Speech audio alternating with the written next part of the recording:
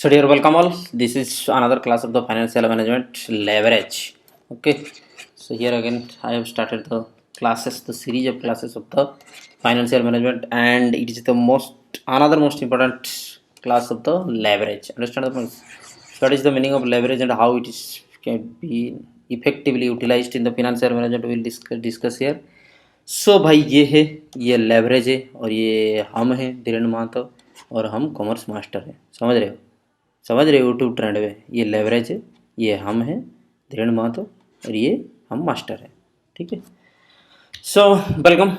तो learning outcomes क्या रहेंगे इसके हम देख लेते हैं, जहाँ पे कि कॉन्सेप्ट क्या है व्यापार की, बिजनेस रिस्क और फाइनेंशियल रिस्क, इस दोनों में क्या फर्क है और बिजनेस रिस्क में कौन सा लेवरेज यूज होता है, फाइनेंशियल रिस्क में क्या चीज़ होता है। लेवरेज का मीनिंग अभी जस्ट बताने वाले हैं, तो देखते रहिए। Next we discuss and interpret the types of leverage, which are the various types of leverage, यहाँ पे हम डिस्कस करने वाले हैं। और क्या होने वाला है रिलेशनशिप जो हम पढ़ेंगे अभी, लेवरेज और break even analysis and margin of safety etcetera, इसके साथ रिलेशन क्या ही, हालांकि ये आपकी सिलेबस के अंतर्भुक्त नहीं है। पॉजिटिव लेवरेज नेगेटिव लेवरेज समझा देंगे अगर होने से क्या होता है। और यहाँ पे एक अच्छी थ्योरी क्वेश्चन भी आप लिख सकते हो। फाइनेंशियल लेवरेज का जो बेसिक ऑब्जेक्टिव है, trading on equity and double edge sword क्या है। ठीक है, हम आपको याद करके बता देते हैं। तो शुरुआती से ही पानी का डिमांड हो गया, यहाँ पे थोड़ा पानी पी लेते हैं जान बचाने के लिए। चलिए, तो यहाँ पे बात यही है कि discuss the financial leverage and trading on equity. इसको हम बिल्कुल याद करके आपको बता देंगे। ट्रेडिंग ऑन इक्विटी का मतलब ही कहा होता है मछली के तेल में मछली पकाना। ओ हो, मछली के तेल में मछली पकाना, ये कैसा चीज़ होता है। तो ट्रेडिंग ऑन इक्विटी वही है, उसके साथ बात करेंगे। और डबल एज स्वॉर्ड, दो धारी तलवार क्या होता है, दो धारी तलवार ये क्या होता है, इसको हम डिस्कस करेंगे। ठीक है। So let's move head. तो पूरा क्लास ना बर्बाद हो जाए इसके लिए थोड़ा सा हम टेक्निकल असिस्टेंट चेक कर देते हैं कि हालांकि ठीक ठाक है कि नहीं सब कुछ। हाँ, बढ़िया चल रहा है, कोई समस्या नहीं, और यहाँ पे आगे बढ़ते रहिए। तो देखो, तो this is the chart showing operating leverage, financial leverage and the combined leverage. Understand the points, कहाँ से कहाँ तक होता है। सुनिए, फर्स्ट ऑफ ऑल आपको पता होना चाहिए कि एक प्रॉफिटेबिलिटी स्टेटमेंट फाइनेंशियल मैनेजमेंट में, ठीक है, तो फाइनेंशियल मैनेजमेंट के हिसाब से चलने के लिए, फाइनेंशियल मैनेजमेंट के हिसाब से चलने के लिए प्रॉफिटेबिलिटी स्टेटमेंट आपकी कैसी होना चाहिए, कैसे होना चाहिए प्रॉफिटेबिलिटी स्टेटमेंट, समझ रहे हो। तो यहाँ पे देख लो सेल्स, ठीक है, यहाँ पे लिखा हो सेल्स, सबसे ऊपर सेल्स से स्टार्ट होगा। जैसे कि वहाँ पे आपका मतलब ऊपर रेवेन्यू होता था, रेवेन्यू से माइनस होता था धीरे धीरे एक्सपेंडिचर, और लास्ट में जा करके आप ईपीएस निकाल रहे थे, समझ रहे ना। तो ऐसे ही इनकम स्टेटमेंट यहाँ पे भी चलने वाला है, लेकिन फाइनेंशियल मैनेजमेंट के हिसाब से उस थोड़ा डिफाइंड है कि कौन कौन से एलिमेंट रहेंगे। Those elements which are irrelevant to the financial management, those are not considered also, समझ रहे हो। तो which are more relevant only they are emphasized. तो प्रॉफिटेबिलिटी स्टेटमेंट फाइनेंशियल मैनेजमेंट कैसे होने चाहिए, पहले से 10,000 बार पढ़ चुके हो, ठीक है। अब जब सीनियर हो गए हो, थर्ड ईयर में आते आते इतना पता होना चाहिए। तो सबसे पहले होना चाहिए सेल्स, आपकी सेल्स सबसे पहले ऊपर ही, because this is the most revenue, this is the main income, main revenue, ठीक है। तो सेल्स लेस वेरिएबल कॉस्ट, पहले वेरिएबल कॉस्ट को माइनस करेंगे, ठीक है, फॉर द एनालिसिस पर्पज। तो in this way will get contribution. तो जिसको नहीं पता था चलिए एक बार बताते हैं, sales S, variable cost B C, less contribution C, ठीक है। वेरिएबल कॉस्ट लेस कर देने से आपको कंट्रीब्यूशन मिलेगा, यहाँ पे एक टोटल है।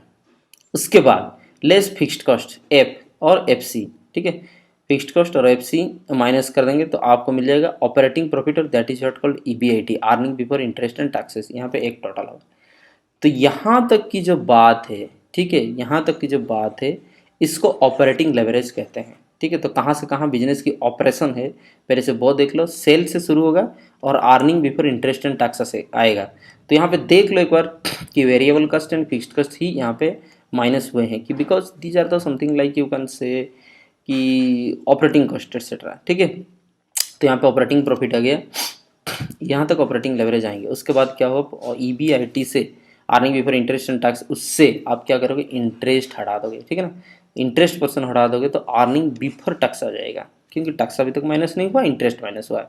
तो बीआईटी से इंटरेस्ट हटा देने से अर्निंग बिफोर टैक्स आ जाएगा। तो यहाँ पे एक टोटल हो जाएगा अर्निंग बिफोर टैक्स। उससे बाद अगर आप टैक्स हटा दोगे, ठीक है, यहाँ तक हमारा कैलकुलेशन मिल जाता है फाइनेंशियल लेवरेज की। फिर भी उसका पहुँच लास्ट तक है।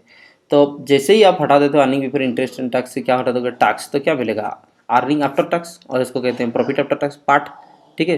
तो जैसे ही यहाँ से टैक्स हटाते हैं तो यहाँ पे एक टोटल मिल जाएगा प्रॉफिट आफ्टर टैक्स। फिर उसके बाद लेस प्रेफरेंस डिविडेंड, अगर होगा तो बिल्कुल होना है, प्रेफरेंस डिविडेंड माइनस कर दोगे तो जो भी प्रॉफिट हो जाएगा that is available for equity share holder. तो net earnings available for equity share holder, और इसको भी ये पार्ट कह रहा है। पार्ट तो दोनों में कन्फ्यूज हो जाओगे, इसलिए हम इसको कहते थे पाफेस, ठीक है। हम पढ़ाते जब भी है इसको पाफेस करके कहते हैं, मतलब profit available for equity share holder, ठीक है। Profit available for equity share holder बचेंगे। और यहाँ से इसके बाद क्या होता था, अरे इनकम स्टेटमेंट में भी तो वही होता है, नंबर ऑफ इक्विटी शेयर्स कितना है, नंबर ऑफ इक्विटी शेयर मान लो 1000 है, डिवाइड कर दो this amount divided by 1000 equal to, यहाँ पे आपकी हो जाएगा अर्निंग पर शेयर, समझ रहे हो। यहाँ पे आ जाना है आपका अर्निंग पर शेयर। तो अर्निंग पर शेयर कैसे नहीं मिलता है ना, profit available for equity share holder divided by numbers of equity shares, यही तो बात है, divided by numbers of equity shares, फिर मिल जाएगा आपको अर्निंग पर शेयर, यहाँ पे निकाल। तो ये जो बात है कि आपको इंटरेस्ट पोर्शन से लेकर के अर्निंग पर शेयर तक फाइनेंशियल लेवरेज कहते हैं, ठीक है। और ये पूरी बात को यहाँ से पूरा जो स्टार्ट हुआ सेल से लेकर के ईपीएस तक की जो इफेक्ट है, जो कारोबार को कंबाइंड लेवरेज कहा जाता है, ठीक है। तो यहाँ पे कुछ भी आपको लेवरेज के बारे में नहीं पता चला, कुछ भी आपको जानकारी नहीं मिला यहाँ तक, यहाँ बात हम बताए कि किसका स्कोप कहाँ तक है, किसका पहुँच कहाँ तक है। चलिए स्पीड अप, जहाँ पे जिसको नहीं समझ आएगा वो वहाँ से बैक करके देखिएगा फिर से, ठीक है। तो बात यही है ऑपरेटिंग लिवरेज का मतलब क्या होता है, यहाँ पे थोड़ा देख लेते हैं, ठीक है। ऑपरेटिंग लिवरेज यहाँ पे क्या चीज़ है लिखा हुआ ना, एक बार ना, ऑपरेटिंग लिवरेज का मतलब होता है कि ऑपरेटिंग इनकम का जो to change the disproportionately change होता है, ऑपरेटिंग इनकम डिसप्रोपोर्शनेटली चेंज होता है, प्रोपोर्शनेटली नहीं चेंज होता है विद द सेल्स वॉल्यूम। समझ रहे हो क्यों, पहले वो थोड़ा थोड़ा सा बता दे रहे हैं, चलिए बता रहे हैं यहाँ पे, ठीक है। इसको एक बार स्क्रीन को एक बार फिर से क्लियर कर देते हैं। आप देखिए ना, सेल्स लेस्ट वेरिएबल कॉस्ट, ना variable cost that varies according to sales, उसके बाद कंट्रीब्यूशन मिलेगा। लेकिन यहाँ पे फिक्स्ड कॉस्ट है, यहाँ पे फिक्स्ड कॉस्ट है, समझ रहे हो, एक फिक्स्ड कॉस्ट है। तो जब फिक्स्ड कॉस्ट एक फिक्स रहता है that doesn't varies according to the sales proportion sales volume, that's why ये जो ऑपरेटिंग प्रॉफिट मिलेगा, ये जो ऑपरेटिंग प्रॉफिट मिलेगा और ईबीआईटी मिलेगा, that will not change proportionately with the sales, sales के प्रोपोर्शनेटली वो चेंज नहीं होगा क्योंकि यहाँ पे फिक्स्ड कॉस्ट है। समझ रहे हो बात, जैसे कि हम बता दे रहे हैं। यहाँ पे मान लो कि सेल्स आपकी 500 है, सेल्स आपकी 500 है, तो ऑपरेटिंग प्रॉफिट आपकी 100 हो रहा है, ध्यान से सुनते जाइए। सेल्स अगर आपकी 500 है तो ऑपरेटिंग प्रॉफिट यहाँ पे मतलब 100 हो रहा है। तो अब ये मत सोचिए कि सेल्स जब 1000 हो जाएगा तो ऑपरेटिंग प्रॉफिट 200 होगा, ऐसा नहीं होने वाला है। समझ में आई बात, यही बात है। दैट मीन्स कि यहाँ पे आपकी जो रेशियो था वो हमेशा ऐसा एक सेम प्रोपोर्शनेटली चलेगा, मेंटेन होगा, आप ऐसे बता नहीं सकते हो। Understand the point, why so, because due to the existence of fixed cost, क्योंकि यहाँ पे फिक्स्ड कॉस्ट है, फिक्स्ड कॉस्ट को माइनस होते ही आपको, तो यहाँ पे प्रोपोर्शनेटली चेंज नहीं होता है। कैसे होता है ना, डिसप्रोपोर्शनेटली चेंज होता है। तो उस चीज को ऑपरेटिंग लिवरेज का मतलब होता है the tendency of operative income, operating income का टेंडेंसी डिसप्रोपोर्शनेटली जो सेल्स वॉल्यूम चेंज होता है उसके हिसाब से ऑपरेटिंग इनकम का जो बदलाव है उसको लेवरेज कहते हैं, ठीक है। फिर से बता देंगे, प्रॉफिट जो ईबीआईटी ऑपरेटिंग प्रॉफिट और earning before interest and tax will not change exactly proportionately with the sales volume, this is what called the operating leverage. और इसके होने से क्या फायदा होता है, क्या नुकसान होता है, बाद में डिस्कस करेंगे। और क्या लिखा हुआ, द डिसप्रोपोर्शनेट चेंज क्यों होता है, ड्यू टू फिक्स्ड कॉस्ट में एग्जिस्टेंस है। और आगे देखिए, और ऑपरेटिंग लिवरेज को इस तरीका से भी समझा जा सकता है कि आज the employment of an asset with A fixed cost so that the NF revenue can be generated to cover all the fixed and variable costs. Understand the points? तो ऑपरेटिंग लिवरेज का मतलब यही भी होता है, ये चीज है, यहाँ पे आप देख लीजिए। और फिक्स्ड कॉस्ट की वजह से फायदे भी हैं, ठीक है, बाद में जो आपकी समझोगे। यहाँ पे फिर से दूसरा बार क्या कहा गया, किसको कहते हैं ऑपरेटिंग लिवरेज, किसको कहते हैं ऑपरेटिंग लिवरेज ना, सेल्स के अकॉर्डिंगली वेरिएबल कॉस्ट चेंज होता है तो उस हिसाब से कंट्रीब्यूशन भी चेंज होगा। तो सेल्स जिस हिसाब से चलेगा कंट्रीब्यूशन उस हिसाब से चलेगा, ठीक है, प्रोपोर्शनेटली।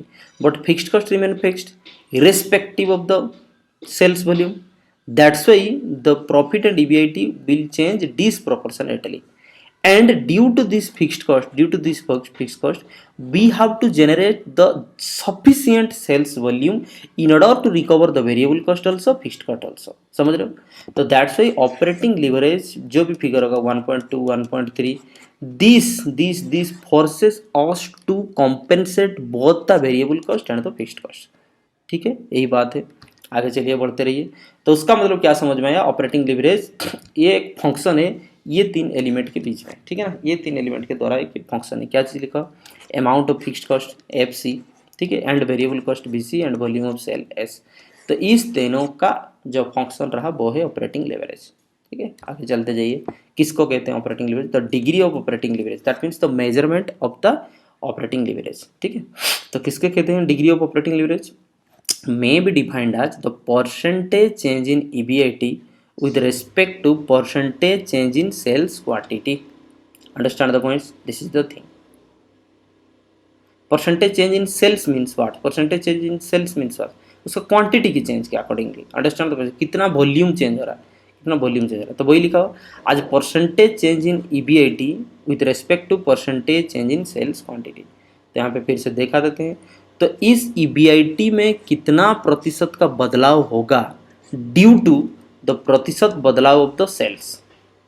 अंडरस्टैंड, इसको हम कहेंगे डिग्री ऑफ ऑपरेटिंग लिवरेज। ये पता होना चाहिए ताकि उस हिसाब से हम एस्टिमेट कर सकते हैं। मान लो सेल्स 2% चेंज होगा तो कितना प्रतिशत ऑपरेटिंग प्रॉफिट चेंज होगा ना, परसेंटेज चेंज होगा ना, ठीक है, और उस परसेंटेज चेंज को कन्वर्ट करके हम क्वांटिटी चेंज ही पता कर सकते हैं। तो as the case of business we have to know how much percentage will be affected in the EBIT due to the percentage change in sales. अगर हम सेल्स को बढ़ा देंगे तो कितना प्रतिशत ये इफेक्ट हो जाएगा, सेल्स को इतना प्रतिशत घटा देंगे तो प्रॉफिट हमारा कितना प्रतिशत से घट जाएगा, ये बिल्कुल जानने वाला चीज़ है। इसलिए डिग्री ऑफ ऑपरेटिंग लिवरेज जो है, ऑपरेटिंग लिवरेज का जो डिग्री है उसका मतलब यही होता है percentage change in EBIT divided by the percentage change in the sales. ठीक है, तो उसको अगर डिराइव करें तो फाइनली आपको क्या होने वाला है ना, कंट्रीब्यूशन बाई EBIT अगर कर दोगे, सिर्फ और सिर्फ C बाई EBIT कर दोगे तो आपको निकल जाएगा डिग्री ऑफ ऑपरेटिंग लिवरेज। लेकिन हम यहाँ पे बिल्कुल अगर आप कहते हैं तो एक को डिराइव करके समझा देते हैं ताकि हमारा मुद्दा कुछ और है, आगे तक हम पढ़ते जाएंगे, ठीक है ना। तो इसलिए यहाँ पे उसको थोड़ा सा जल्दी से हम बता देंगे, ठीक है ना, जल्दी से हल्का से चुंबक से। चलिए देखिए, बिल्कुल हम समझा सकते हैं, ऐसा कोई बात नहीं। तो मैथमेटिकली एक तो याद रखो degree of operating leverage DOL, ये DFL नहीं है, ठीक है, IPL वाला नहीं। तो DOL degree of operating leverage. Now change in EBIT नहीं है, चेंज इन EBIT नहीं है और चेंज इन सेल्स यहाँ पे नहीं लिखा हुआ, the percentage change in EBIT, समझ रहे हो, divide by the percentage change in the sales, यही लिखा हुआ है बस। So you have to mark here that the percentage change will be considered, not the change in EBIT and the change in sales will be considered. Understand the points? This is the thing. So look at here. Now the degree of operating leverage. तो first क्या लिखा ऊपर में, percentage change in EBIT implies that what, delta EBIT, that means delta EBIT means the change in EBIT.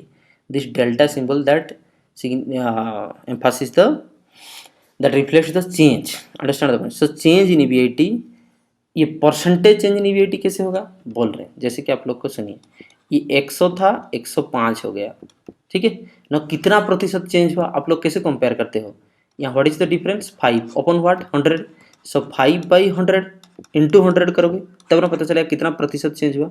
So the changes divided by the original figure that is reflects the percentage changes.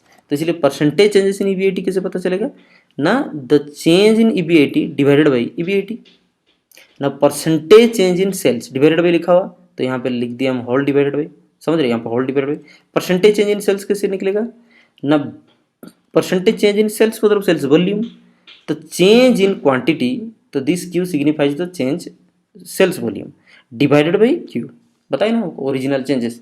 Suppose आपको 100 units आपके बेचे थे, now next to it 110 units आप बेच दिए, ना कोई बता सकता है परसेंटेज चेंज कैसे निकलेगा, what is the difference, 10 divided by upon what 100, सो 10/100 लिखोगे ना, तो परसेंटेज चेंज का मतलब ये होता है भाई डेल्टा Q/Q, ठीक है।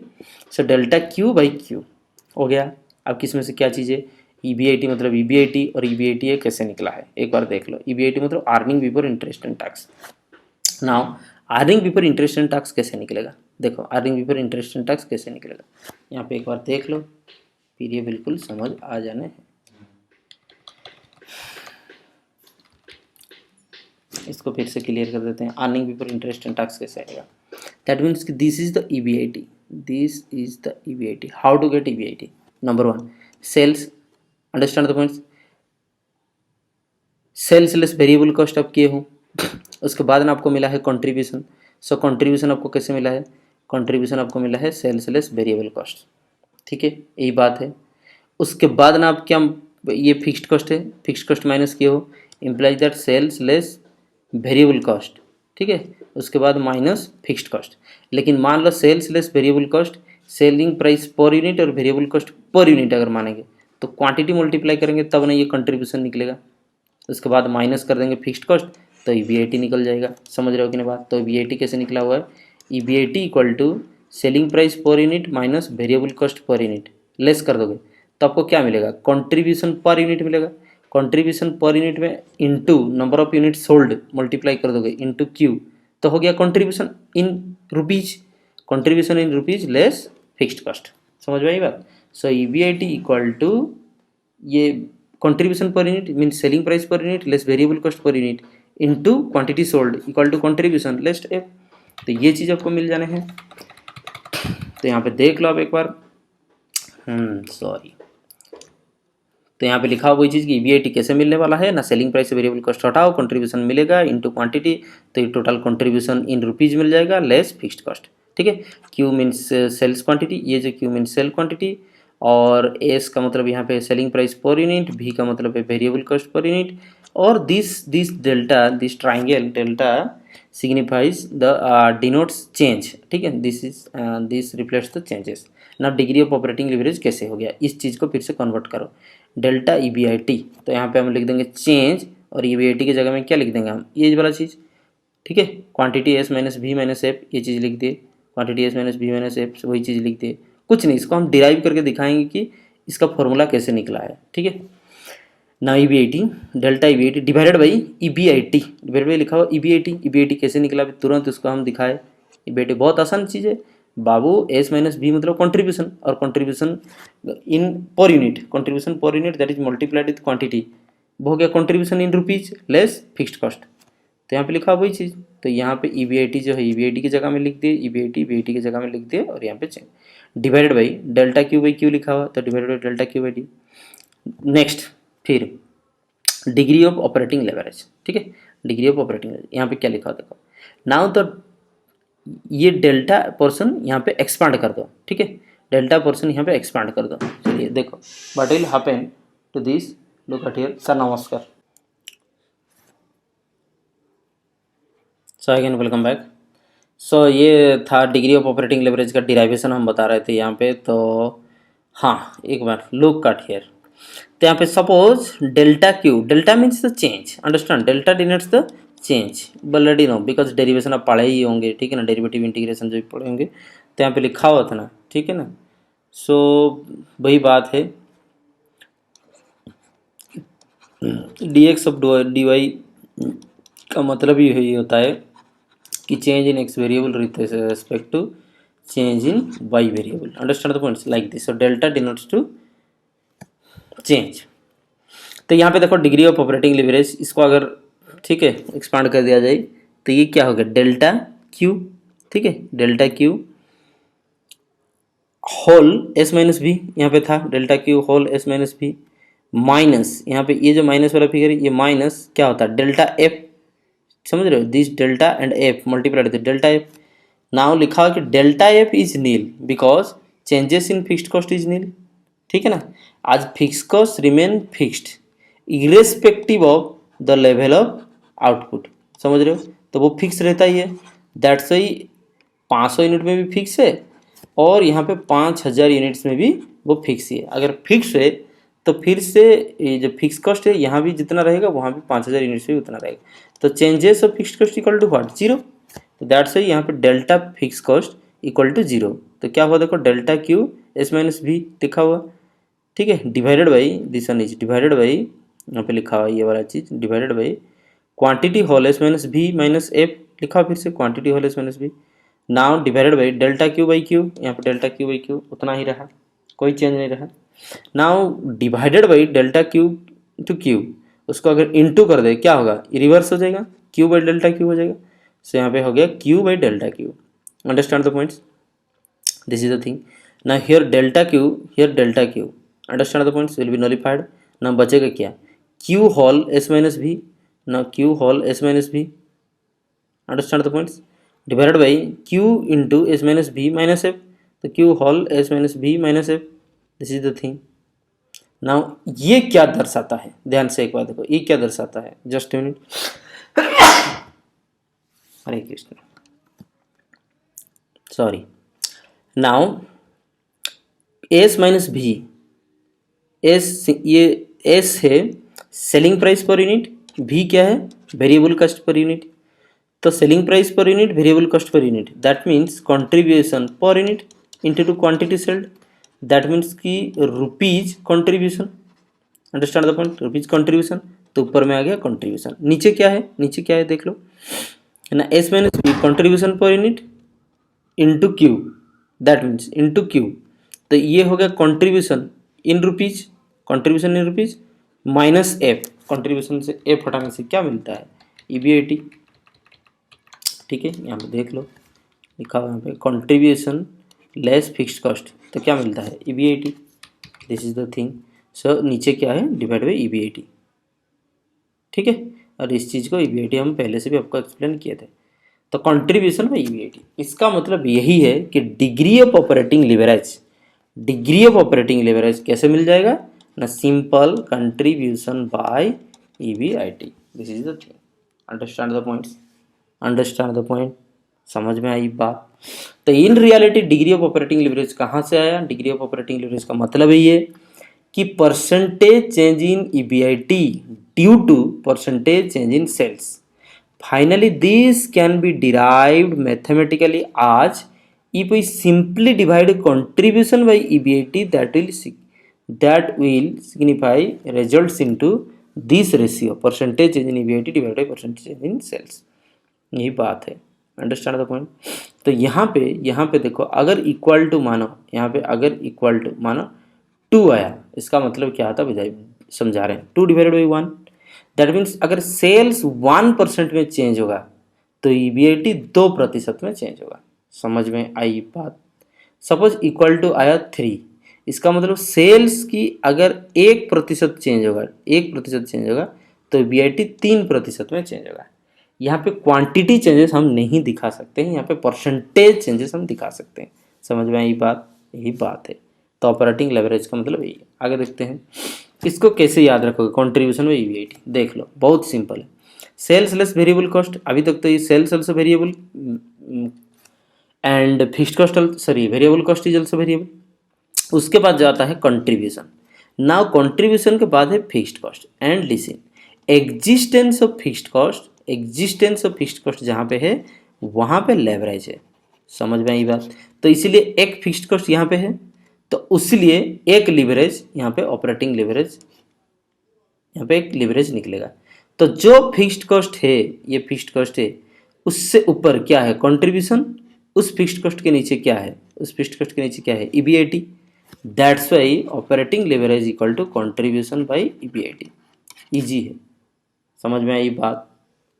फिर से एक बार फाइनेंशियल लिवरेज जब आएगा, यहाँ पे interest cost is the fixed, आपको पता है, और एक कॉस्ट है interest cost is the fix, इसलिए इसके ऊपर क्या है ईबीआईटी, उसके नीचे क्या है EBT.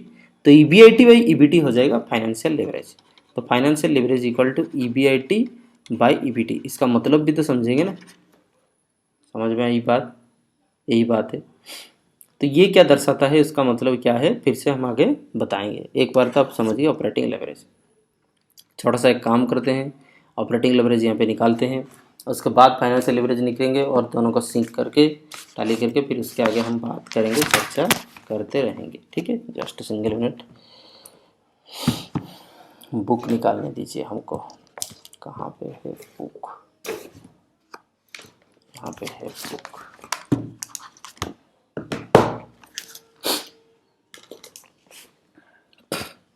This will be finished in this class, so stay connected. Suppose, हाँ, क्वेश्चन नंबर 1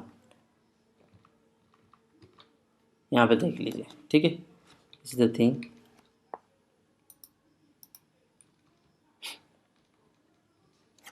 बताएंगे। क्वेश्चन नंबर 1 देखो, calculate the operating leverage, financial leverage and combined leverage from the following information. तो ऑपरेटिंग लिवरेज का ही बात करते हैं, financial leverage फिर आएगा तो फाइनेंशियल लिवरेज की बात करेंगे, कंबाइंड लिवरेज जब तक हम समझेंगे फिर उसके बाद जाकर कंबाइंड लिवरेज के ऊपर हम काम करेंगे। हालांकि ये तीनों ही आपको एक बार समझना पड़ेगा, उसके बाद जाकर आप सम कर सकते हो। एक छोटा क्योंकि मुद्दा हम यहाँ पे उठाएं, तो हमको अभी तक समझ में आया कि तुम ये वाला परफॉर्मा बनाओ और सेल्स वेरिएबल कॉस्ट कंट्रीब्यूशन निकालो और उसके बाद फिक्स्ड कॉस्ट हटाओ, ईबीआईटी जैसे ही मिल जाएगा आपको ऑपरेटिंग लेवरेज वैसे ही मिल जाएगा, क्योंकि ऑपरेटिंग लेवरेज का फॉर्मूला हम डिराइव करके दिखा दिए यहाँ पे, कंट्रीब्यूशन बाई ईबीआईटी। बस इतना ही, आगे तक हम पढ़े नहीं है, तो उसके ऊपर थोड़ा सा भी उतने में ही काम करने की कोशिश करते हैं, ठीक है। चलिए क्विक मूव। तो यहाँ पे लिखा हुआ क्या देखो, इंटरेस्ट 5,000 दिया हुआ, सेल्स दिया हुआ 50,000, वेरिएबल कॉस्ट 25,000 और फिक्स्ड कॉस्ट 15,000 दे रखा है यहाँ पे, ठीक है। हम अपने फॉर्मेट के हिसाब से ही जाएंगे।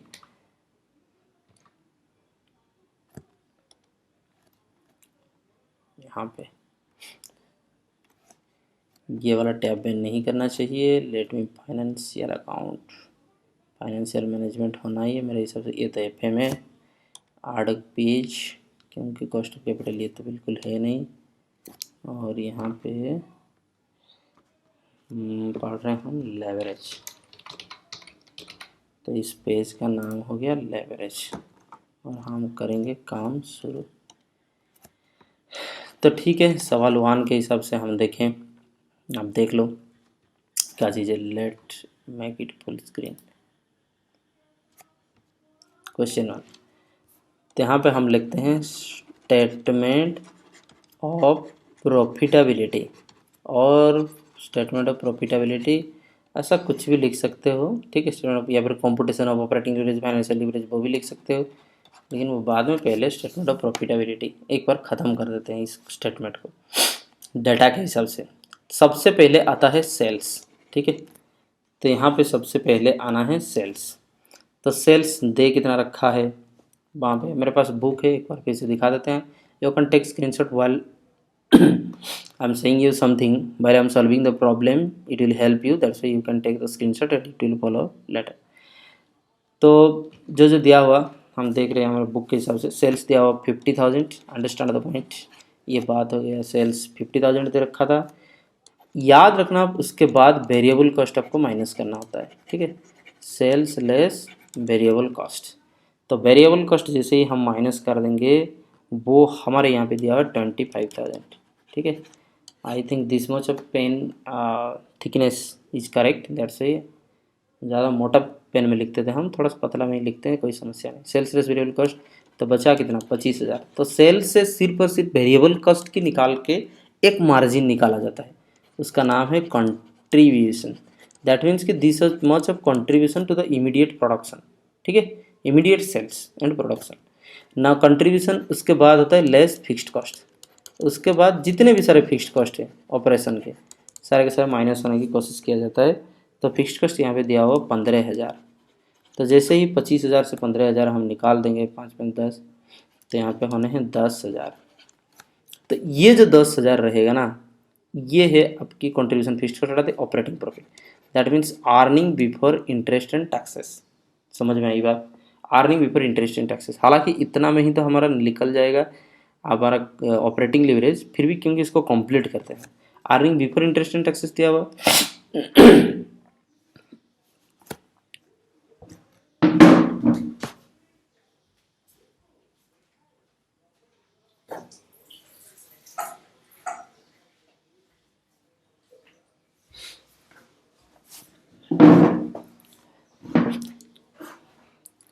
हाँ, तो हम थे कहाँ पे, earning before interest and tax 10,000 rupees, इससे इंटरेस्ट हटा दो, ठीक है। उसके बाद हम क्या कर रहे हैं, हम सिर्फ और सिर्फ यहाँ पे प्रॉफिटेबिलिटी स्टेटमेंट को आगे लेकर के जा रहे हैं और कुछ नहीं कर रहे। तो यहाँ से इंटरेस्ट लिख दो, ठीक है। उसके बाद बिल्कुल आपको समझ में आना चाहिए, हम फिनेंशियल मैनेजमेंट में यहाँ पे आपको बड़ा कॉन्सेप्ट बता रहे हैं, लेवरेज के एग्जिस्टेंस होने से क्या होता है और फिक्स्ड कॉस्ट जहाँ पे रहता है वो टर्निंग पॉइंट कैसे बन जाता है बिजनेस का, वो हम बताएंगे। फिक्स्ड कॉस्ट बहुत फ़ायदेमंद भी है और बहुत नुकसान भी करवाता है, तो वो कौन से पॉइंट पे फ़ायदे हैं, कौन से पॉइंट पे नुकसान करवाता है, इसी चर्चे के लिए हम यहाँ पे आज बैठे हैं। और बिल्कुल यहाँ पे बने रहिए पेन और कॉपी लेकर के, ना कि मैगी खाते हुए बेशरम की तरह। तो EBIT 10,000 लिखा हुआ, ना इंटरेस्ट कॉस्ट कुछ दिया हुआ था, तो इंटरेस्ट 5,000 दिया हुआ, तो यहाँ पे इंटरेस्ट कॉस्ट हम लिख देते हैं 5,000। 10,000 से 5,000 जाने से बचेगा कितना, 5,000 बचता है। इस 5,000 का नाम क्या हुआ, देखो यहाँ पे था earning before interest and taxes. अब क्या हो जाएगा, ये अर्निंग बिफोर टैक्सेस। उससे आगे हमको अभी के लिए फ़िलहाल के लिए नहीं चाहिए, ठीक है, और डाटा भी ना दिया हुआ है, यही बात है। और हमको पूछा क्या, चलिए एक बार हम कर देते हैं, लेकिन हम बाद में आपको समझाएंगे क्या चीज़ है। तो यहाँ पे लिखा हुआ आपको कंबाइंड, सॉरी आपको ऑपरेटिंग लेवरेज अभी तक हम पढ़े हैं, तो यहाँ पे नंबर 1, लेकिन लिखा तो हुआ था कि, यहाँ पे देख लो एक बार बता दें, यहाँ पे लिखा हुआ था कि operating leverage, financial leverage and combined leverage, ये तीनों ही निकालिए यहाँ से। Understand the point.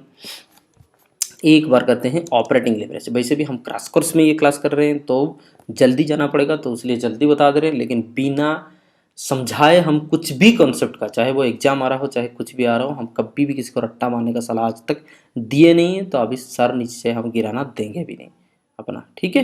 तो यहाँ पे फूलती कॉन्सेप्ट बताएंगे, उसके बाद ही जाकर के आपको याद रखने के लिए हम बोले। तो ऑपरेटिंग लिवरेज यहाँ पे अभी तो तुरंत हम आपको समझाए थे कि इसको डिराइव करते हुए कि ऑपरेटिंग लेवरेज कैसे आना है, degree of operating leverage, DOL जो होता है OL एक ही बात है, degree of operating leverage, contribution by EBIT। क्योंकि हम देखें in reality percentage change in EBIT divide by percentage change in sales, that means कि how EBIT is reacted, how percentage change in EBIT is behave according to the percentage change in sales is the degree of operating leverage in reality, but this can be calculated simply by dividing EBIT to contribution. So यहाँ पे हम वही formula भी वही लिखेंगे, ठीक है। तो यहाँ पे हमारा कंट्रीब्यूशन डिवाइडेड बाई EBIT लिख दें। तो कंट्रीब्यूशन था कितना, यहाँ पे हमारा स्टेटमेंट पे आप देख लो एक बार, 25,000 कंट्रीब्यूशन था और EBIT कितना था, 10,000। कोई कंफ्यूज होने का बात नहीं, हर एक चीज़ का हम हिंट्स भी देंगे आपको, यहाँ पे कोई दिक्कत नहीं होगा। ये हो गया है 2.5, ठीक है। तो यहाँ पे हमारा डिग्री ऑफ ऑपरेटिंग लेवरेज जो है, सिर्फ ऑपरेटिंग लेवरेज लिखने से लीजिए होगा, ऑपरेटिंग लेवरेज जो है हमारा यहाँ पे आ चुका है 2.5। बढ़िया है सर, मौज है, ये तो ईजी है कंट्रीब्यूशन में EBIT, हाँ है। तो इसको याद कैसे रखोगे, when there is existence of a fixed cost, when there is existence of a fixed cost there exist the leverage. तो उससे पूर्वी वाला और उससे बाद वाला, इस दोनों को कंपेयर करके लेवरेज निकाला जाता है। समझ में आई बात, बताए। फिर ये क्या दर्शाता है 2.5 इन रियलिटी, एक बार छोटे से बता देते हैं उसके बाद। 2.5 का मतलब होता है अगर 1% चेंज होगा, 1% में चेंज होगा क्या, सेल्स, तो 2.5% EBIT चेंज होगा। समझ रहे हो, ये सेल्स में 1% का गड़बड़ी हुआ तो यहाँ पे EBIT earning before interest and taxes 2.5% में गड़बड़ी होगा। दैट मीन सेल्स अगर नीचा जाएगा 1% तो EBIT नीचा चला जाएगा 2.5%, सेल्स अगर ऊपर जाएगा 1% तो EBIT ऊपर चला जाएगा 2.5%। समझ रहे हो, 2.5% में चेंज होगा। अब नंबर 2, फिनेंशियल लेवरेज को भी निकालने के लिए बोला था, चलिए एक बार कर देते हैं। हम बताए कैसे, आप याद रखो तुरंत, मतलब तीनों चीज़ का इंसर्ट क्विक हम आपको बता दे रहे हैं, याद रखने का तरीका एकदम बिल्कुल ऐसा नहीं, एग्जाम में काम आएगा, लेकिन हम लॉजिक बताएंगे, उसके ऊपर एक्सप्लेनेशन करेंगे। अभी ऊपर ऊपर चुंबक में काम कर रहे हैं। फाइनेंशियल लेवरेज इन रियलिटी होता क्या है, तो यहाँ पे देखिए एग्जिस्टेंस ऑफ फिक्स्ड कॉस्ट जहाँ पे है वहाँ पे लेवरेज है, बताइए। तो दूसरा फिक्स्ड कॉस्ट ढूंढिए, EBIT तो एक प्रॉफिट है, इंटरेस्ट एक अनदर फिक्स्ड कॉस्ट है। क्या आपको पता है, interest always paid at a fixed percentage. Interest की परसेंटेज को वेरिएबल कॉस्ट, सेल्स कॉस्ट, हमारा फिक्स्ड कॉस्ट, EBIT, इससे कोई लेना देना नहीं है। हमारा व्यापार की कुछ भी ऊंचा नीचा से इंटरेस्ट की कुछ भी बदलाव नहीं आने वाले हैं। अगर 14% है तो इंटरेस्ट 14% देना पड़ेगा, अगर 15% है तो इंटरेस्ट 15% देने पड़ जाएंगे। समझ में आई बात। That's again interest is a fixed cost, that's why उसके ऊपर वाला क्या है EBIT, उसके नीचे वाला क्या है EBIT। समझ रहे हो कि नहीं, उसके ऊपर वाला EBIT, उसके नीचे क्या है EBIT। सो यहाँ पे सिंपली EBIT बाई EBIT होगा। समझ रहे हो कि नहीं। Because the fixed cost that is a turning point, क्योंकि due to the existence of fixed cost we are more और less, understand the points, this is the thing. उसीलिए proportionately हमारा व्यापार नहीं चलता क्योंकि फिक्स्ड कॉस्ट है। तो अभी कुछ नहीं बता रहे हैं, अभी सिर्फ और सिर्फ कैलकुलेशन करके क्विक आपको एक पूर्वाभास दे रहे हैं। तो फाइनेंशियल लेवरेज आपको कैसे निकलना है, EBIT बाई EBT। याद कैसे रखो, ये इंटरेस्ट है तो this is the turning point, fixed cost ये एक फिक्स्ड कॉस्ट है, तो फिक्स्ड कॉस्ट के ऊपर वाला EBIT, उसके नीचे वाला EBT, यही बात है। तो अभी EBIT कितना लिखा हुआ था यहाँ पे देखो 10,000 डिवाइडेड बाई EBT, यहाँ पे कितना लिखा हुआ था हमारा, ये चीज़ें 5,000, ठीक है, डिवाइडेड बाई 5,000। तो इसमें अब देखेंगे कितना हो रहा है, तो 10,000 बटे 5,000 that is 2, understand the points. ये पुराना वाला को हटाते हैं, तो यहाँ पे 2.5 हुआ था, ये 2 सिंपल है। अभी क्या होगा, उसके 3 कॉम्बाइंड लेवरेज, एक तो कॉम्बाइंड लेवरेज है, इसका मतलब हम बिल्कुल हम आपको समझा रहे हैं। कॉम्बाइंड लेवरेज का मतलब क्या हुआ ना, यहाँ पे फिक्स्ड कॉस्ट है इसलिए सेल्स और EBIT में कुछ फर्क पड़ रहा है, ठीक है, उन दोनों का रिलेशनशिप निकाल रहे हैं। यहाँ पे इंटरेस्ट है इसलिए किसके ऊपर फर्क पड़ेगा आपको पता है,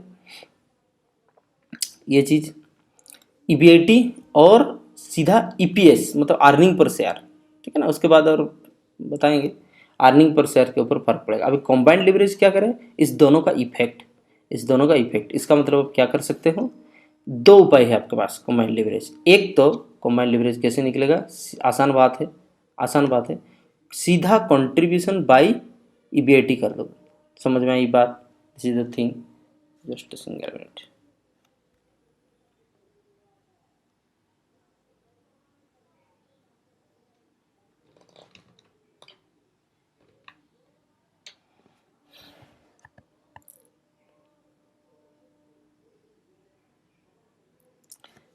कंट्रीब्यूशन बाय EBIT, क्योंकि ये दोनों का मल्टीप्लिकेशन होता है, ठीक है ना। तो सबसे कहाँ से कौन सा फर्स्ट फैक्टर था, कंट्रीब्यूशन, सबसे लास्ट में क्या था EBIT, ये दोनों डिफरेंस हो रहा था। यहाँ देखो इसका न्यूमरेटर इसका डिनोमिनेटर, समझ में आई बात। सो कंट्रीब्यूशन बाय EBT, सॉरी सबसे लास्ट EBT, तो कंट्रीब्यूशन कितना था 25,000, तो ये है ना 25,000, और यहाँ पे इसके नीचे कितना था 5,000, ठीक है। तो इसको थोड़ा मोटा कर देंगे, थोड़ा सा जिस हिसाब से हमारा रिक्वायरमेंट होगा उस हिसाब से हम कर देंगे, कोई बात नहीं। अभी इतना लेते हैं और चाहिए तो और कर, 25,000 डिवाइडेड बाई 5,000 इक्वल टू 5, समझ में आई बात, इक्वल टू 5। एक बात है और कैसे हो सकता है कंट्रीब्यूशन में EBIT ना, combined leverage is the combined effect of both operating leverage and financial leverage, that's a combined leverage equal to operating leverage into financial leverage, ऐसे भी आंसर आ सकता है, ठीक है। तो ऑपरेटिंग लिवरेज देखिए 2.5 और यहाँ फाइनेंशियल लिवरेज इज तो 2, so 2.5 into 2 equal to 5, understand the points. ये मल्टीप्लाइड ये इक्वल टू ये हो जाएगा, this multiplied this equal to, so 2.5 into 2 equal to 5, understand the points, this was the thing. तो कॉम्बाइंड लिवरेज ऐसे निकला, ये इन शॉर्ट था इसका अब्स्ट्रैक्ट। अभी चलिए बात करते हैं फाइनेंशियल लेवरेज के ऊपर क्या है। एक तो बात है due to the existence of the one fixed cost that is the operational fixed cost, operating leverage happens. Next वीट क्या है देखते हैं फाइनेंशियल लेवरेज। तो ऑपरेटिंग लेवरेज की यहाँ पे क्या समझ में आया बात, अगर ये फिक्स कॉस्ट ना रहेगा तो ऑपरेटिंग लेवरेज ना रहेगा। तो चलिए analysis and interpretation of the operating leverage का एनालिसिस इंटरप्रिटेशन यहाँ पे क्या है देख लो। अगर फिक्स्ड कॉस्ट नहीं रहेगा तो ऑपरेटिंग लेवरेज ही नहीं रहेगा, समझ में आई बात। फिक्स्ड कॉस्ट अगर जीरो है तो इक्वल हो जाएगा ना, ऑपरेटिंग लेवरेज ही कुछ नहीं होगा। नेक्स्ट वीट लेवरेज ही नहीं रहेगा, इसका मतलब भी समझाना पड़ेगा ना आप लोग को, ऐसा थोड़ी होता है। ये देख लो हम बता रहे हैं, मानो ये फिक्स्ड कॉस्ट ना होता, नील है, यहाँ पे फिक्स्ड कॉस्ट नील है, तो कंट्रीब्यूशन 25,000 नील है, तो बस वही EBIT माइनस करने के बाद भी सॉरी कुछ माइनस नहीं होगा, तो उतना 25,000 ही रहेगा। क्या बता रहे कंट्रीब्यूशन 25,000 और फिक्स्ड कॉस्ट यहाँ पे होता नील, इसका मतलब EBIT भी कितना होता 25,000 होता। तो ऑपरेटिंग लिवरेज कितना होता, ऑपरेटिंग लिवरेज वो होता है कंट्रीब्यूशन बाय EBIT होता है, और फिक्स्ड कॉस्ट क्योंकि नील है तो कंट्रीब्यूशन भी होगा 25,000 और EBIT भी होगा 25,000 इक्वल टू 1, समझ रहे हो। तो फिक्स्ड कॉस्ट नहीं है तो दोनों इक्वल ही हो जाएगा, क्योंकि हम डिवाइड क्या कर रहे हैं देखो एक बार, हम कंट्रीब्यूशन डिवाइडेड बाय EBIT कर रहे हैं, और यहाँ पे फिक्स्ड कॉस्ट अगर नील है तो ये दोनों समान हो जाएगा, समान हो जाएगा। तो यहाँ पे ऑपरेटिंग लेवरेज एग्जिस्ट ही नहीं करेगा, इसका मतलब 1 हो जाएगा। 1 हो जाने से क्या होगा ना, जितना प्रतिशत में आपकी सेल्स का परिवर्तन होगा, ठीक है ना, उतने में ही आपकी ईबीआईटी रहेगा। तो प्रोपोर्शनेट चेंज को लेवरेज नहीं कहते हैं, समझ में आई बात। तो प्रोपोर्शनेट चेंज को लेवरेज नहीं कहते हैं। जो डिसप्रोपोर्शनेट चेंज होता है वही हमारा फायदा है, बाद में बताएंगे। तो डिसप्रोपोर्शनेट चेंज को लेवरेज कहते हैं। चलिए, तो आपको एक समझ में आया कि अगर फिक्स्ड कॉस्ट नहीं है तो ऑपरेटिंग लेवरेज ही नहीं आएगा। अगर हायर फिक्स्ड कॉस्ट है, बहुत ज़्यादा फिक्स्ड कॉस्ट है, तो ब्रेक इवन पॉइंट हायर आएगा। ब्रेक इवन पॉइंट हायर का मतलब क्या होता है, आप ज़्यादा सेल करोगे तब जाकर आप नो प्रॉफिट नो लॉस को गेन कर सकते हो। You know the break even point, which is the break even point, no profit no loss. So higher fixed cost होगा तो हायर ब्रेक इवन पॉइंट होगा। Higher than break even level, आप अभी ऐसे लेवल पे हो आपकी सेल्स कि higher than break even level, आप ब्रेक इवन लेवल से बहुत ज़्यादा चल चुके हो, ठीक है, ये ब्रेक इवन लेवल है, उससे बहुत आगे आप हो, तो आपकी पॉजिटिव लीवरेज आने हैं, ठीक है। पॉजिटिव लीवरेज दैट मीन्स 1.324 ऐसा समथिंग आएगा। Lower than break even level, अगर ये ब्रेक इवन लेवल है उससे पीछे आप हो तो आपका नेगेटिव ऑपरेटिंग लीवरेज आएगा। इसका मतलब माइनस में नहीं आएगा, पॉइंट में आएगा, हो सकता है 0.24 ऐसा कुछ आएगा। समझ में आई बात। तो पॉजिटिव और नेगेटिव का मतलब नहीं होता माइनस में नहीं आना है, मतलब कम आएगा। This is the thing, because division fusion में। तो अभी क्या समझ में आया कि ऑपरेटिंग, उसको नेगेटिव लेवरेज हम कहते हैं। नेगेटिव लेवरेज मतलब आपको एडवर्सली इफेक्ट करेगा, ठीक है। ये चीज़ आपको बस बहुत बढ़िया चीज़ है इंटरप्रिटेशन के लिए। ये कमेंट्स में आप लिखोगे ऐसा ऐसा बात है, अब जैसे जोड़ते हो कमेंट में कि आपको क्या समझ में आया, तो बहुत बढ़िया मार्क मिलता है। लेकिन कहीं पे भी थ्योरी में ये कंपलसरी नहीं है और आपकी किताब में नहीं दिया हुआ। तो ऑपरेटिंग लेवरेज एंड ईबीआईटी के बारे में आपको क्या रिलेशनशिप मिला, एक बार देखो। ऑपरेटिंग लेवरेज एंड ईबीआईटी दोनों ही, ऑपरेटिंग लेवरेज एंड ईबीआईटी अगर नेगेटिव होते हैं, ठीक है, वही कह रहा कि हॉल 1 से अगर कम होते हैं तो operating at lower than break even point, तो आपकी जो व्यापार है वो ब्रेक इवन पॉइंट से कम में कारोबार कर रहा है। Break even point you know the sales volume where the no profit no loss point, इतना सेल्स करोगे तो आपका ना ही प्रॉफिट होगा ना ही लॉस होगा। तो नेगेटिव पे जाओगे, इसका मतलब ईबीआईटी 1 से कम होगा। अगर आप इन्फानाइट और इंडेफिनाइट मतलब that is equal to 1, operating leverage equal to 1, तो आप ब्रेक इवन पॉइंट पे आप ऑपरेट कर रहे हो। दैट मीन्स जो हुई चीज़ और बीपी ब्रेक इवन पॉइंट वहाँ पे आप ऑपरेट कर रहे हो। तो ईबीआईटी इक्वल टू यहाँ पे लिख दिया है 0। ये कब हो सकता है ना जी, ईबीआईटी जब 0 होगा, ठीक है।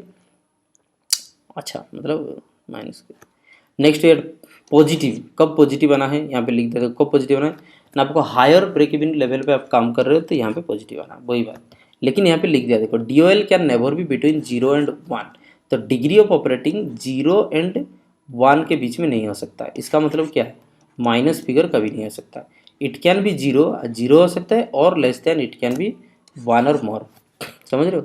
तो ये अगर नंबर लाइन है, -1 यहाँ पे होगा, +1 यहाँ पे होगा, समझ रहे हो।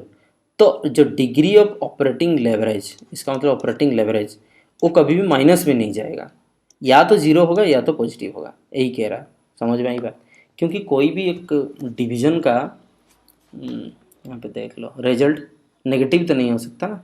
जैसे कि यहाँ पे बात करें, सपोज यहाँ पे होता 25,000 डिवाइडेड बाई 0 तो हो नहीं सकता, sorry, 0 divided by 25,000 equal to 0 होगा, ये वाला फिगर। या तो यहाँ पे होगा 25,000 बाई 25,000 1 होगा, नहीं तो कुछ भी पॉइंट समथिंग निकलेगा। लेकिन माइनस कहाँ से आएगा, जब सारे के सारे फिगर प्लस है तो माइनस कहाँ से। सो ऑपरेटिंग लेवरेज कभी भी माइनस में नहीं हो सकता, बिकॉज ये एक डिविडेंड से निकलता है, ठीक है, यही बात है। और यहाँ पे एक बार एक को क्लियर समझा देते हैं, दूसरा को देखेंगे बाद में।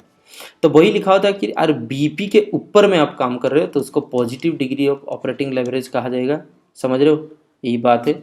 जहाँ पे डिग्री ऑफ, ये देखो सेल्स हायर देन बीपी, ये बीपी लेवल सेल्स है, ये जो रखाए हैं यहाँ पे देख रहे हो बीपी लेवल सेल्स है।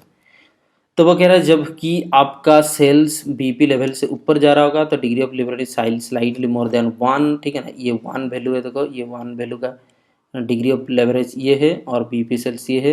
तो जब आपकी बीपी लेवल की ऊपर काम कर रहे हो तो degree of operating leverage positive होगा। तो ये देखो पॉजिटिव सेक्शन में है, वही लिखा हुआ with decrease in sales of DOL, ठीक है ना, degree of leverage will increase. हाँ, यहाँ पे क्या लिखा, with decrease in sales, sales decrease हो रहा होगा लेकिन अंडरस्टैंड द पॉइंट्स। लेकिन DOL यहाँ पे degree of operating leverage increase हो रहा होगा उस पॉइंट पे।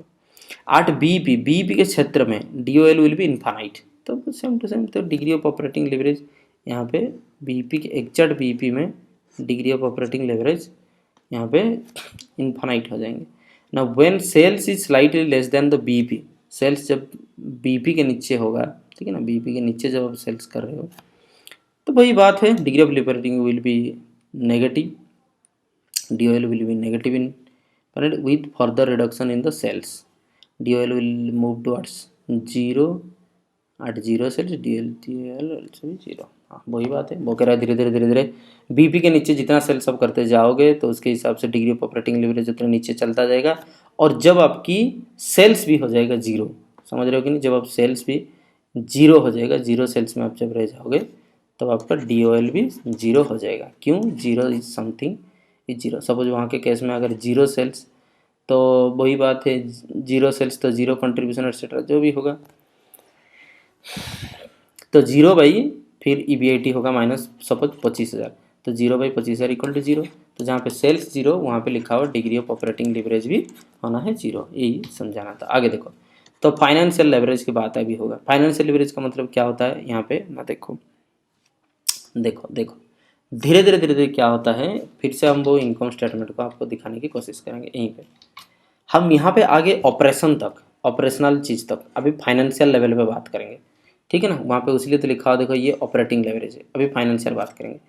क्योंकि बिजनेस को फंडिंग करने के लिए हमको फाइनेंस चाहिए, और अभी तुरंत कॉस्ट ऑफ कैपिटल में हमको क्या समझ में आया, उससे पहले जो होता है वो सब चीज़ में क्या समझ में आया, इस फाइनेंस के लिए कुछ ना कुछ कॉस्ट उठाना पड़ता है। तो यहाँ पे इंटरेस्ट हम दे रहे हैं, समझ में आई बात। तो interest is the finance cost, interest is the finance cost. Interest दोगे तब जाकर के आपको कैपिटल मिलेगा। तो क्योंकि इंटरेस्ट के ब्याज में हम लाए हैं कैपिटल, इसलिए इंटरेस्ट देना पड़ता है, समझ में आई बात, इंटरेस्ट देना पड़ रहा है।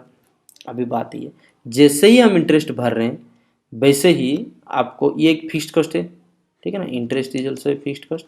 फिर उसके बाद निकलता है अर्निंग बिफोर टैक्स, ठीक है, अर्निंग बिफोर टैक्स। अब देखिए क्या बात होता है, हम बता दे रहे हैं अर्निंग बिफोर टैक्स। तो ये where there is existence of a fixed cost there exist a leverage, ठीक है। लेवरेज क्या काम में आता है यहाँ पे थोड़ा सा हम एक्सप्लेन कर दे रहे हैं, फिर आगे बात करेंगे।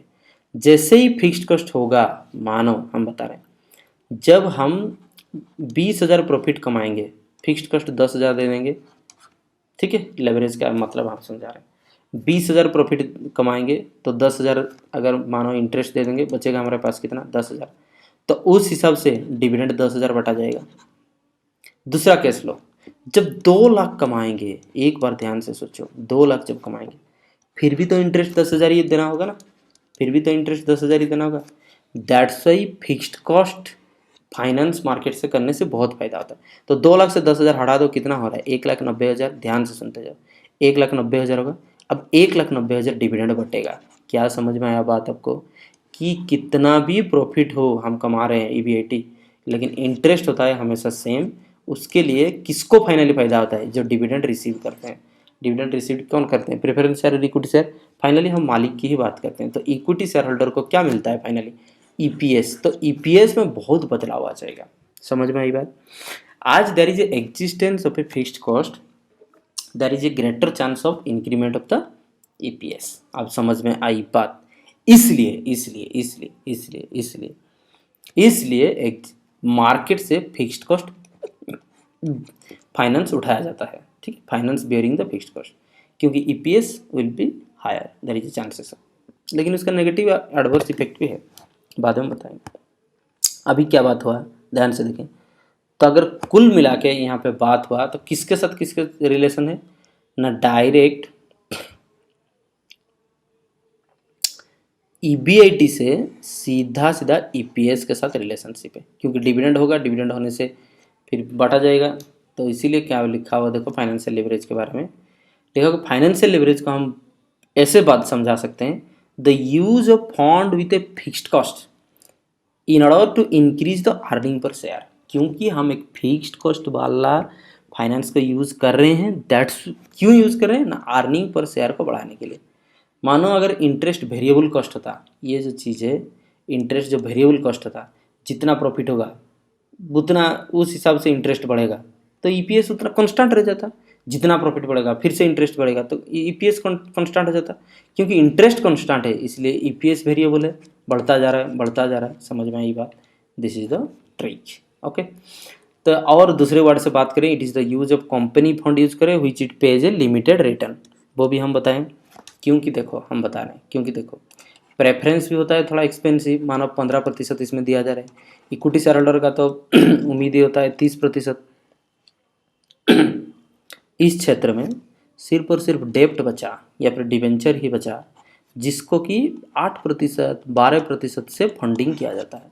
समझ में आई बात? जिससे इसलिए क्या होता है, डिवेंचर इज द और डेप्ट is the cheapest source of finance, dept is the cheapest source of finance, that's why we can procure the debt at 8 and 12% and we can earn a return of 30%। समझ में आई बात? we can earn a return of 30%। Simply 30% हम कमाएंगे और इनको क्या होगा 8 या 12% दे देंगे, तो बचेगा कितना हमारे पास 18%।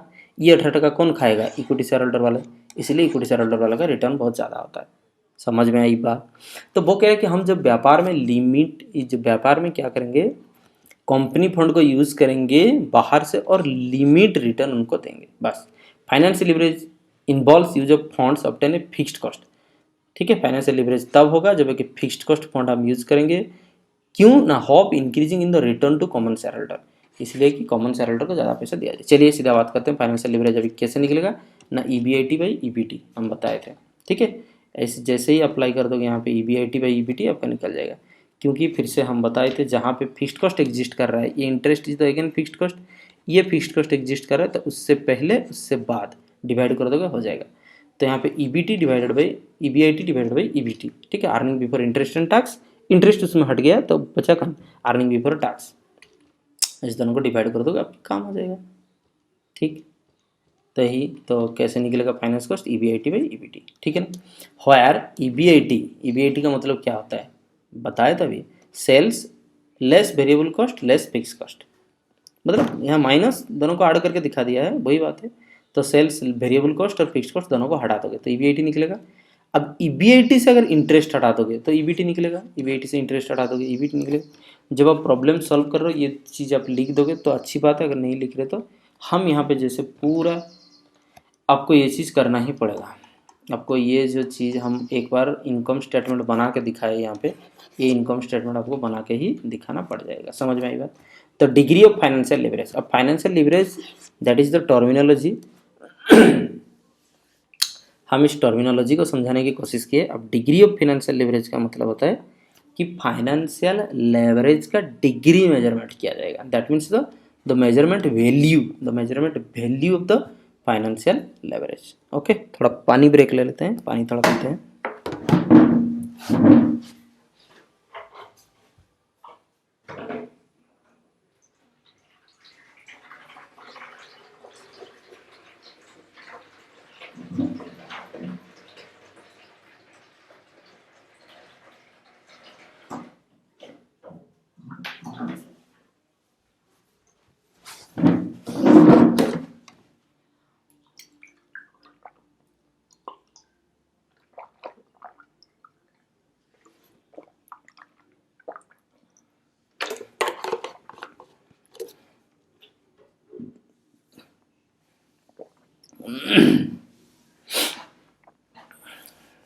ओके, तो यहाँ पे पानी ब्रेक हो गया ख़त्म, पानी सब हो गया।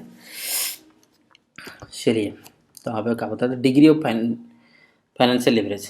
तो बात वही है, डिग्री ऑफ फाइनेंशियल लिवरेज कैसे मेजरमेंट करोगे बताया अभी।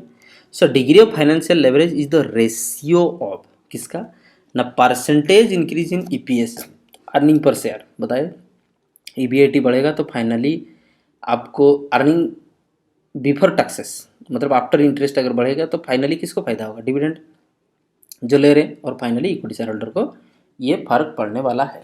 ठीक है, तो वो कह रहा है कि percentage increase in EPS to the percentage increase in earning before interest and taxes EBIT. समझ रहे हो?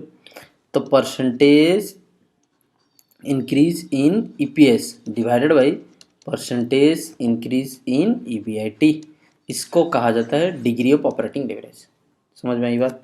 तो इसका वही है कि आपको इसको फाइनेंशियल लीवरेज को फिर कैसे समझा सकते हो ना, the ability of firm to use fixed financial charges to magnify. हम फिक्स्ड फाइनेंशियल चार्जेस कॉस्ट को इसलिए ले रहे हैं to magnify the effect of changes in EBIT on EPS. ठीक है, earning before interest and taxes की जो इफेक्ट है उसको पीएस के साथ जोड़ सके, यही बात है।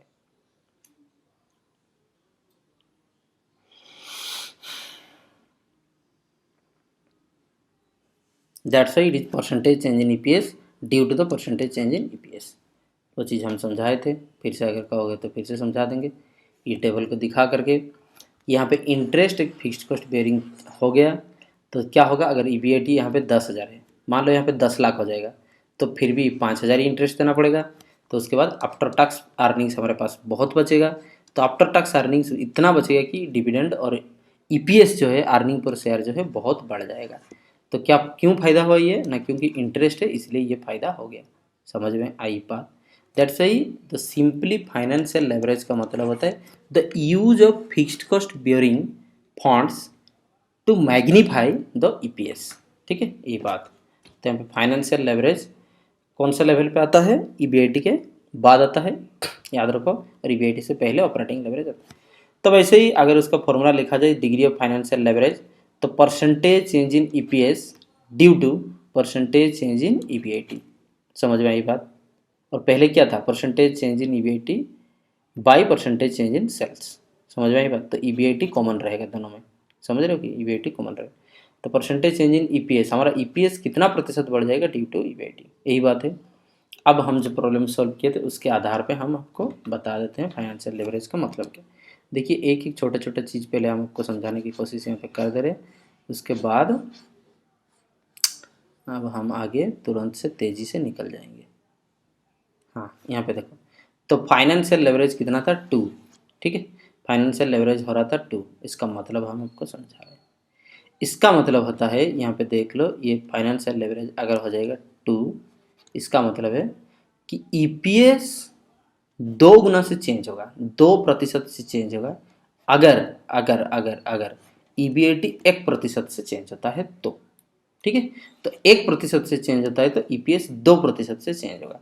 तो आपको सिर्फ और सिर्फ मुश्किल में एफर्ट देके अगर आप यहाँ पे 5% बढ़ा देते हो, 5% बढ़ा देते हो ईबीआईटी, तो आपकी ईपीएस जो है वो 10% तक बढ़ जाएगा, दोगुना रफ्तार से। समझ रहे हो। तो यहाँ पे अगर 10% बदलाव ला सकते हो आप, ठीक है, ईबीआईटी में, तो आपकी ईपीएस 20% बढ़ जाएगा, एंड वाइस वर्सा, उसको भी याद रखो। इसलिए तो रिस्की है, मानो घट गया तो दोगुना घटेगा भी, तो परसेंटेज चेंज बहुत ज़्यादा हो जाएगा। और जनरली क्या होता है, कंपनी कोशिश करके तो हर एक साल प्रॉफिट ही बढ़ाता है ना, तो थोड़ा सा प्रॉफिट बढ़ाओ, ज़्यादा ईपीएस बढ़ जा रहा। क्यों, क्योंकि ये फाइनेंशियल लेवरेज जो है, फाइनेंशियल लेवरेज जो है एक पुशअप की तरह काम करता है। समझ में आई बात। अब बता रहे हैं लेवरेज क्या चीज़ होता है। मानो एक बड़ा सा पत्थर है, बहुत बड़ा पत्थर है, इसको चट्टान से आपको उसको धकेलना है, आगे लेना है, तो आप क्या करोगे, क्या आपको पता है, इस बड़ा सा पत्थर को इस डंडे की मदद से आप यूं ही उठाओगे तो नहीं होगा, इसके नीचे एक छोटा सा पत्थर रखना पड़ेगा। आप समझ में आ रहा बात। इस छोटा सा पत्थर का नाम है लेवरेज। समझो बात को थोड़ा, इस जो छोटा सा पत्थर है इसका नाम है leverage. That means leverage is use to push up a big result. समझ में आई बात, यही बात है। तो ये कैटलिस्ट की तरह काम करता है। तो that's why if will change a single percentage in the EBIT that will push up our sales to double change. Understand the point, यही बात। तो बात वही है, कुल मिला के इसको अभी डिराइव करके देखना, परसेंटेज चेंज इन ईपीएस तो कैसे होगा ना, change in EPS divided by EPS, change in EBIT by EPS, और फाइनली ऐसे करते करते ईबीआईटी बाई पीबीटी में पहुंच जाओगे। ईबीआईटी में ईबीटी और पीबीटी जो भी कहो, प्रॉफिट बिफोर टैक्स जो है, अर्निंग बिफोर टैक्स, यही बात है। तो डिग्री ऑफ, सीधा बात, फाइनेंशियल लेवरेज, और फाइनेंशियल लेवरेज भी कहते हैं हम लोग, कैसे निकलना है ना, ईबीआईटी बाई ईबीटी, सिंपल है, इतना ही याद रखना है। और इसका डेरिवेशन हम जैसे पहले समझाए आपको देख लेना। वही बात है फिर से कि जहाँ पे डिग्री ऑफ फाइनेंशियल लेवरेज अगर मोर देन 1 है, 1 पॉइंट समथिंग है, या फिर 2 है, 3 है, तो अगर मोर देन 1 है तो फाइनेंशियल लेवरेज एग्जिस्ट्स। समझ रहे हो कि नहीं, बात वही कह रहा है, financial leverage exist. More is DFL, higher is the financial leverage. अगर डिग्री ऑफ फाइनेंशियल लेवरेज ज़्यादा है तो फाइनेंशियल लेवरेज भी आपको ज़्यादा है, समझना पड़ेगा। मतलब प्रॉफिट का जो EPS का परसेंटेज इंक्रीज ज़्यादा चांसेस है, वही कह रहे हैं। A positive financial leverage means operating at a higher break even point. जब आपका फाइनेंशियल लिवरेज पॉजिटिव है, मतलब 1 पॉइंट समथिंग आप मान लो, तो आप क्या हो रहे हो ना, आप ब्रेक इवन पॉइंट से ऊपर ऑपरेट कर रहे हो, ठीक है। तो वैसे बात है। And EBIT and EPS moves in the same direction. EBIT and EPS moves in the same direction का मतलब हम बता दे रहे हैं। Moves in the same direction इसका मतलब क्या होता है, अगर मूव EBIT बढ़ेगा, ठीक है, EBIT अगर यहाँ पे पुशअप लेगा तो EPS भी बढ़ेगा, moves in the same direction. तो EBIT and EPS moves in the same direction, that doesn't mean कि in proportionately, disproportionately, but in the same direction. अगर EBIT कम होता है तो आपका जितना EPS होता है वो कम होगा, इन द सेम डायरेक्शन, ठीक है, लेकिन नॉट प्रोपोर्शनेटली। प्रोपोर्शनेटली होगा ऐसा कोई मतलब नहीं है, ठीक है। नेक्स्ट, और क्या लिखा हुआ फाइनेंशियल लिवरेज के बारे में। Now negative DFL indicates the firm lower than break even point. अगर आपके 0.234 हैं, इसका मतलब है कि आप एक से कम में डिग्री ऑफ फाइनेंशियल लिवरेज निकल रहे हैं, तो आप जो ब्रेक इवन पॉइंट से नीचे काम कर रहे हो। EPS आपकी हो जाना है नेगेटिव, बिल्कुल EPS नेगेटिव हो जाएगा। EPS नेगेटिव हो सकता है, क्यों नहीं हो सकता, बिल्कुल होना है EPS नेगेटिव। कैसे, हम बता रहे हैं। अगर मानो यहाँ पे आपका EBIT हुआ 50,000, ठीक है, लेकिन आपकी इंटरेस्ट कॉस्ट है 70,000, अब क्या हुआ, earning before taxes, earning before taxes यहीं पे तो माइनस हो गया, यहीं पे तो माइनस हो गया 20,000। टैक्सेस तो देना नहीं है, तो यहाँ पे 20,000 आपका लॉस में चला, तो 20,000 loss divided by 10,000 number of shares मान लो, तो -2 हो गया EPS। इसका मतलब लॉस बियर करना पड़ेगा इस साल।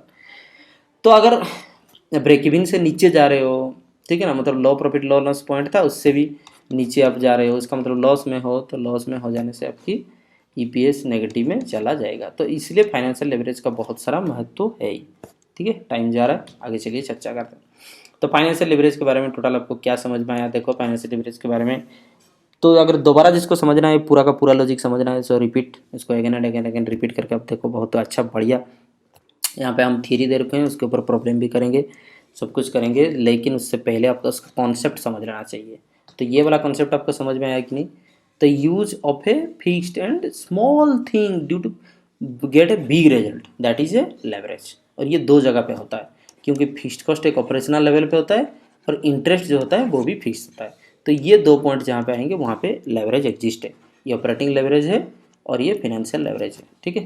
तो अभी फाइनेंशियल लेवरेज क्या कह रहा है, अगर पॉजिटिव है तो मानो EBIT level is more than the fixed financial charges. मतलब आपकी जो फिक्स्ड कॉस्ट है उससे EBIT ऊपर है, तो आप पॉजिटिव में जा रहे हो, आपका प्रॉफिट हो रहा है। तो EPS will change in the same direction as EBIT। And याद रखो, जो पॉजिटिव है यही बात कह रहा है, और इसमें क्या होगा, EPS और EBIT ये दोनों सेम डायरेक्शन में जा रहे हैं। इसका मतलब है EBIT होता है ऊपर, EPS होता है नीचे। हम बताए अगर EBIT बढ़ रहा है तो EPS बढ़ेगा, EBIT घट रहा है तो EPS घटेगा, बट नॉट प्रोपोर्शनेटली। नेक्स्ट, फिर क्या इन्फानाइट इंडेफिनाइट है, तो operating at financial point exactly अब no profit no loss point पे है। तो यहीं पे आपका BP पॉइंट है, ठीक है, यहीं पे आपका BP पॉइंट है, और आपकी सेल्स भी उतना ही है। तो you are operating at BP no profit no loss point पे। तो ये no profit no loss point को दर्शाता है, और operating at financial break even point. Negative, negative जो हो रहा है फाइनेंशियल लिवरेज, ठीक है, तो EBIT level is less than fixed financial charges. That means कि आपकी इंटरेस्ट से कम है, अभी जो हम सिचुएशन दिखाए, ठीक है, इंटरेस्ट से भी आपकी EBIT कम है, तो लॉस होना है, तो EPS क्या हो जाएगा, नेगेटिव। वही बात है, दिस इज द थिंग। तो analysis and interpretation of the financial leverage में क्या सीखे, अगर फिक्स्ड कॉस्ट नहीं है तो फाइनेंशियल लेवरेज नहीं होगा। दैट मीन्स आपका इंटरेस्ट कॉस्ट नहीं है तो फाइनेंशियल लेवरेज नहीं होगा। कैसे, यहाँ पे देख लो फिर से पीछे जाके, मान लो ये 50,000 है और इंटरेस्ट यहाँ पे नील है, तो फिर से नीचे भी 50,000 आने हैं, 50,000 बटे 1 हो गया, तो फाइनेंशियल लेवरेज नहीं है। हम बताए थे फाइनेंशियल लेवरेज कुछ वैल्यू 1 से ऊपर आना चाहिए, ठीक है, तो हम मानेंगे कि वहाँ पे फाइनेंशियल लेवरेज नहीं है। तो हायर फिक्स्ड फाइनेंशियल कॉस्ट, अगर ज़्यादा ही इंटरेस्ट बढ़ेगा आपको, हायर फिक्स्ड फाइनेंशियल कॉस्ट कौन है, इंटरेस्ट। अगर हायर इंटरेस्ट है तो हायर फाइनेंशियल लेवरेज, ठीक है। When EBIT is higher than financial break even point, financial break even point से आपका जब प्रॉफिट ज़्यादा है, नो प्रॉफिट नो लॉस से ऊपर जब हो तो पॉजिटिव फाइनेंशियल लेवरेज, और ब्रेक इवन पॉइंट से जब नीचे हो तो नेगेटिव फाइनेंशियल लेवरेज मान करके चलो। ठीक है, ये सब चीज़ अगेन अगेन अगेन आप खुद से देख करके स्क्रीनशॉट ले करके या फिर नोट बना करके आप खुद से पढ़ोगे तो these are very important things. Financial leverage as trading on equity, बस अभी ये दो चीज़ हमको समझाना है, trading on equity, financial leverage as double edge sword. तो financial leverage as trading on equity, मछली के तेल में मछली पकाना बताए थे। तो फाइनेंशियल लेवरेज कैसे काम कर रहा है trading on equity, trading on equity बिल्कुल बहुत बड़ा एक इंटरव्यू सवाल है, आप याद रखो। चलिए हम बता रहे हैं, फाइनेंशियल लेवरेज क्या काम में आता है। क्योंकि बता रहे हैं, हमारा sales is the variable thing, ठीक है, sales is the variable thing. ऐसे करते करते करते करते ईबीआईटी में हम पहुंचे हैं, ध्यान से सुनो, ऐसे करते करते हम ईबीआईटी में पहुंचे हैं। तो ईबीआईटी मान लो हमारे यहाँ से घटते हुए 30,000 है, ठीक है। तो ईपीएस उस हिसाब से जितना भी है माइनस करोगे वगैरह टैक्सेस वगैरह करके ईपीएस 5 रुपया है आज, ठीक है, ये है ईपीएस लेवल 5 रुपये। तो कल हम सेल्स बढ़ाएंगे, सेल्स बढ़ा करके ईबीआईटी को बढ़ जाएगा 70,000 हो जाएगा, मानो टैक्स वगैरह जा करके ईपीएस यहाँ पे 7 रुपया हो जाएगा, ठीक है, ईपीएस हो जाएगा 7 रुपये। इसका मतलब क्या समझ रहे हो, इसका मतलब क्या समझ रहे हो कि आपका बढ़ रहा है ईपीएस बहुत तेजी से, ठीक है। क्यों हम बता रहे हैं, क्यों, क्योंकि प्रॉफिट जितना भी हो हम देते हैं फिक्स्ड इंटरेस्ट। फाइनेंशियल लेवरेज की बात कर रहे हैं तो financial leverage exist due to the fixed cost, that means interest, fixed cost bearing funds, that is interest. तो कितना भी प्रॉफिट हो हम फिक्स्ड इंटरेस्ट दे रहे हैं, कितना भी प्रॉफिट हो फिक्स्ड इंटरेस्ट दे रहे हैं, समझ में आई बात। तो हमारा इक्विटी कैपिटल तो हम इन्वेस्ट किए ही हैं, प्रेफरेंस कैपिटल तो इन्वेस्ट किए ही हैं, ठीक है, बता रहे हैं। लेकिन डेब्ट कैपिटल जो हम यहाँ पे इसके लिए इंटरेस्ट दिया जाता है, जो डेब्ट कैपिटल हम यहाँ पे इन्वेस्ट किए हैं, एक तो उसका फायदा क्या है, एक तो उसका फायदा क्या है बता दे रहे हैं, देखो एक तो फायदा क्या है, एक तो हमारा ये इंटरेस्ट सेव करता है, ठीक है ना। एक तो डेट क्या करता है, इंटरेस्ट इज अलाउबल एक्सपेंडिचर, इसलिए टैक्स सेविंग होता है। एक तो टैक्स सेविंग, इस कॉस्ट ऑफ कैपिटल में हम समझाए थे interest save the tax, that से overall cost of capital is saved, तो टैक्स सेविंग होता है। दूसरा क्या होता है, दूसरा क्या होता है, ये हमारा ईपीएस को एनहांस करता है, आज इट इज फिक्स्ड, ठीक है, मोर एंड मोर प्रॉफिट जब होता है ये फिक्स ही रहता है, डेब्ट का जो कॉस्ट है इंटरेस्ट, दैट से ईपीएस को बढ़ाता है। तो ईपीएस को इक्विटी एंड प्रेफरेंस के साथ हम यूज करने से हमारा फायदा है, हमारा फायदा है। इसीलिए ज़्यादा से ज़्यादा डेब्ट पोर्शन बढ़ाओ और कम से कम प्रेफरेंस और इक्विटी करो। इसीलिए आपको पता है, इसलिए पता है इक्विटी कहीं पे होगा, कभी कभार ऐसे भी होता है 10 लाख होगा तो डेब्ट लोगों का 20 लाख भी होता है, क्योंकि डेब्ट से ही तो व्यापार होता है। आपको पता है प्लांट फैक्ट्री खोलोगे तो बैंक लोन से चलेगा, आप कुछ भी व्यापार कर रहे हो पर्सनल लोन से चलेगा, है कि नहीं, बिजनेस लोन से, आपका दुकान चला हुआ है पापा जी का याद है। तो ज़्यादा से ज़्यादा लोन में यूज़ करने में क्या होता है ना, उनको देना होता है कम और इक्विटी वाला को मिलेगा ज़्यादा। This is what called trading on equity, समझ में आई बात। द एग्जिस्टेंस ऑफ द डेब्ट person that enhance our EPS and the overall income of the firm, and due to the existence of the debt and more proportion of the debt, that is what called the trading on equity। तो finally लिखा देखो, if earnings is equal or less than the cost of debt it is unavoidable leverage। अच्छा यहाँ देखो, quantity of fixed cost fund is relatively high comparison to equity capital when the quantity of fixed cost fund that means debt जब ज़्यादा हो comparison to equity capital it is called that the firm trading on equity, समझ रहे हो, that is trading on equity. लिखा हुआ है trading on equity, that means equity capital is more benefited out of the fixed cost test, यही चीज़ है, ये चीज़ लिखा हुआ है यहाँ पर पढ़ लो। लेकिन financial leverage as double edged sword, that means कि ये स्वॉर्ड है ना भाई, और ये दो धारी तलवार है, समझ रहे हो, यहाँ भी दो धारी तलवार है भाई। कैसे, फिर से बता दें, मान लो financial leverage is very high, that is 5, मान लो फाइनेंशियल लेवरेज इज 5, इसका मतलब समझ रहे हो, इसका मतलब समझ रहे हो, फाइनेंशियल लेवरेज किसके साथ रिलेशनशिप एस्टेब्लिश करता है, EBIT and EPS.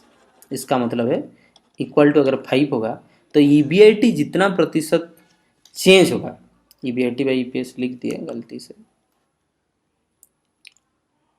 Percentage change in EBIT due to the, जो भी लिखे दोनों गलत ही लिख दिए,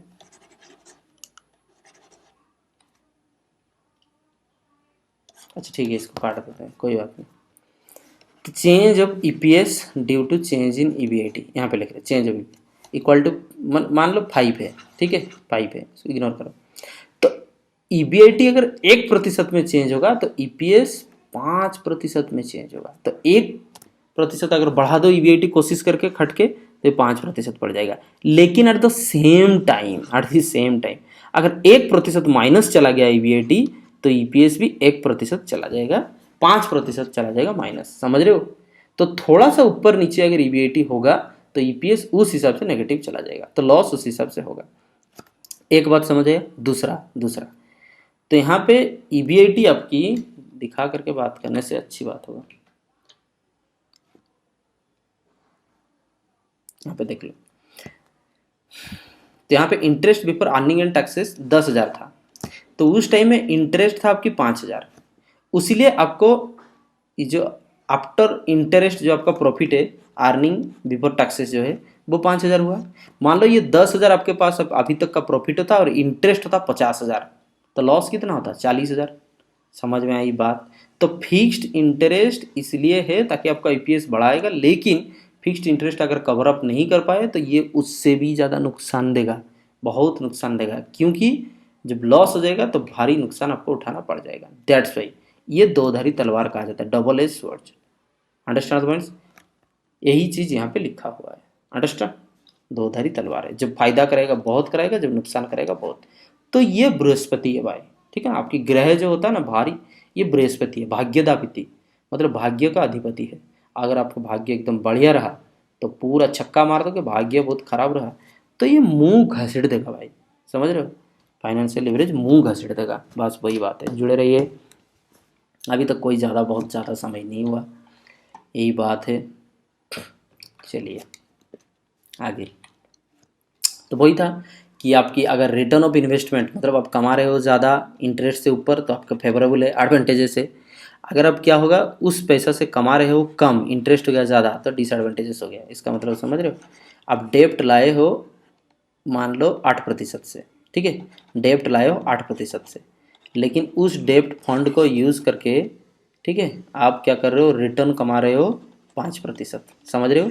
लेने के देने पड़ जाएंगे, लेने के देने पड़ जाएंगे। तो डेप्ट लाए हो 8% में लेकिन कमा रहे हो 5%, तो यहाँ पे -3% में आप चल रहे हो। तो वही लिखा हुआ कि आपका रिटर्न ऑफ इन्वेस्टमेंट अगर इंटरेस्ट से ज़्यादा होगा तो आप एडवांटेजेस में हो, रिटर्न ऑफ इन्वेस्टमेंट इंटरेस्ट से कम है तो डिसएडवांटेज में। अगर इक्वल टू है, जितना में लाए हो 8%, कमा रहे हो 8%, तो आप न्यूट्रल हो, वही चीज़। तो डिग्री ऑफ फाइनेंशियल लिवरेज यहाँ भी वही कॉमन। देखो फाइनेंशियल बीईपी, इसको कहते हैं फाइनेंशियल बीईपी, मतलब यहाँ पे ईबीआईटी जहाँ पे होना है आपका 0, इस फाइनेंशियल बीईपी से अगर ऊपर हो तो पॉजिटिव, आपकी डिग्री ऑफ फाइनेंशियल लिवरेज 1 से ऊपर होगा। ये 1 वैल्यू है तो 1.24324 आंसर आएगा। अगर फाइनेंशियल बीईपी मतलब ईबीआईटी जहाँ पे 0 है, ठीक है, फाइनेंशियल बीईपी का मतलब ईबीआईटी जहाँ पे 0 है, उससे नीचे आप काम कर रहे हो, उसके नीचे अगर काम कर रहे हो तो आपका 0.235 ये आएगा। तो लिखा हुआ देखो बीईपी लेवल, ईबीआईटी हुई चीज earning per share is 0, EPS 0 होता है, ईपी कंपनी हाजी सिर्फ प्रीफरेंस है। चलो फिर कॉम्बाइंड लेवरेज, कॉम्बाइंड लेवरेज का मतलब क्या होता है, the combination effect, the combined effect of the operating leverage और फाइनेंशियल लिवरेज, उसलिए इस दोनों को मल्टीप्लाई किया गया। तो ऑपरेटिंग लिवरेज और फाइनेंशियल लिवरेज को मल्टीप्लाई करोगे, समझ में आई बात। तो मल्टीप्लाई करने से क्या रिजल्ट आएगा, ऑपरेटिंग लिवरेज कैसे निकलता है, contribution by EBIT, financial leverage कैसे निकलता है, ईबीआईटी बाई ईबीटी। तो ये दोनों ईबीआईटी कट गया, अब बचा क्या, कॉन्ट्रीब्यूशन बाई ईबीआईटी, समझ रहे हो। तो इसलिए बताए भी थे, याद रखो कि combined leverage equal to contribution by EBT, ठीक है। या आप कॉन्ट्रीब्यूशन बाई ईबीटी कर दोगे निकल जाएगा, या फिर पहले से ऑपरेटिंग लिवरेज और फाइनेंशियल लिवरेज अगर किए हो तो कॉम्बाइंड लिवरेज के लिए इस दोनों को मल्टीप्लाई कर दोगे, operating leverage and financial leverage. अब समझना पड़ेगा ये क्या चीज़ है, ठीक है, अब समझना पड़ेगा ये क्या चीज़ है। चलिए बताते हैं, यहाँ पे देखो, ठीक है, डिग्री ऑफ ऑपरेटिंग। तो डिग्री ऑफ कॉम्बाइंड लिवरेज क्या है ना, डिग्री ऑफ ऑपरेटिंग लिवरेज दिखाता है कि आपको EBIT percentage change in EBIT due to percentage change in sales, sales जिस हिसाब से चेंज होगा ईबीआईटी उस हिसाब से चेंज होगा, ये दर्शाता है।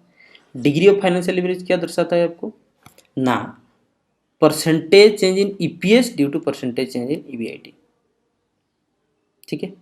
अब क्या होगा, इस दोनों को मल्टीप्लाई करने से ये दोनों कट गया, तो सीधा बात क्या है, हम समझ रहे हो, percentage change in EPS due to percentage change in sales. ये कौन बताएगा? Combined leverage. अच्छी बात है। तो finally degree of combined leverage equal to percentage change in EPS by percentage change in sales. Understand the point? तो इसको समझाते हैं हम एक बार। चलिए इस जरिए बिल्कुल हर एक चीज़ समझा जाएगा। ना पहले क्या था, सेल्स जैसे चेंज होगा उस हिसाब से ईबीआईटी कैसे चेंज होगा, ये कौन दर्शाता है? Operating leverage. ठीक है। ईबीआईटी जिस हिसाब से चेंज होगा आपकी ईपीएस चेंज होगा, ये कौन दर्शाता है? Financial leverage. क्योंकि जैसे ईबीआईटी से पैसा बचेगा उस हिसाब से ना आपको अर्निंग पर शेयर रहेगा। उसके ऊपर प्रॉब्लम हम बहुत नहीं किए हैं, हमको पता है, सम नहीं किया हुआ, उसके ऊपर हम करेंगे, अभी आ रहे हैं। ठीक है, आ रहे हैं, कोई समस्या नहीं। ये हो गया। नेक्स्ट वीट अभी कॉम्बाइंड लीवरेज क्या दर्शाता है? एंटायर कॉम्बाइंड लीवरेज ना आपका सेल्स की बदलाव के हिसाब से डायरेक्टली ईपीएस में क्या बदलाव आएगा, सीधा सीधा। तो पूरा बिजनेस के लिए, पूरा कंपनी के लिए बाबू, इनकम, मेन इनकम क्या होता है? सेल्स। तो सीधा शेयरहोल्डर्स को जानना ये है, अगर सेल्स हम इतना प्रतिशत से पुशअप कर देते हैं तो हमारा जो ईपीएस जो है वो कितना प्रतिशत से पुशअप हो जाएगा। समझ में आई बात? दिस इज द थिंग, यही बात है। अंडरस्टैंड? चलिए और क्या लिखा हो कंबाइंड लेवरेज के बारे में। जैसे फाइनेंशियल लेवरेज और ऑपरेटिंग लेवरेज हैं, कंबाइंड लेवरेज भी पॉजिटिव नेगेटिव कंबाइंड लेवरेज हो सकते हैं। और कंबाइंड लेवरेज का बेस्ट जो कहाँ पे होगा, ये चीज़ दिया हुआ है, देखो इसके बाद हम सम करेंगे। तो combined leverage measures the total risk. अब समझ में आया बात? रिस्क क्या है देखो बता रहे हैं। Operating leverage is also risk, financial leverage is also risk. कैसे कैसे कैसे कैसे ये दोनों रिस्क कैसे, एक बार बता देते हैं, चलेंगे फिर सम के। और यहाँ पे देखो, मानो ऑपरेटिंग लेवरेज कुछ भी आ रहा है 1.25, ये रिस्क है। क्यों? अगर ये फिक्स्ड कॉस्ट को आप भरपाई नहीं कर पाओगे तो ईबीआईटी तो नेगेटिव में चला जाएगा ना। समझ रहे हो? इसलिए ऑपरेटिंग लेवरेज आपको रिस्क की दर्शाता है। 1.25 है, इसका मतलब समझ रहे हो?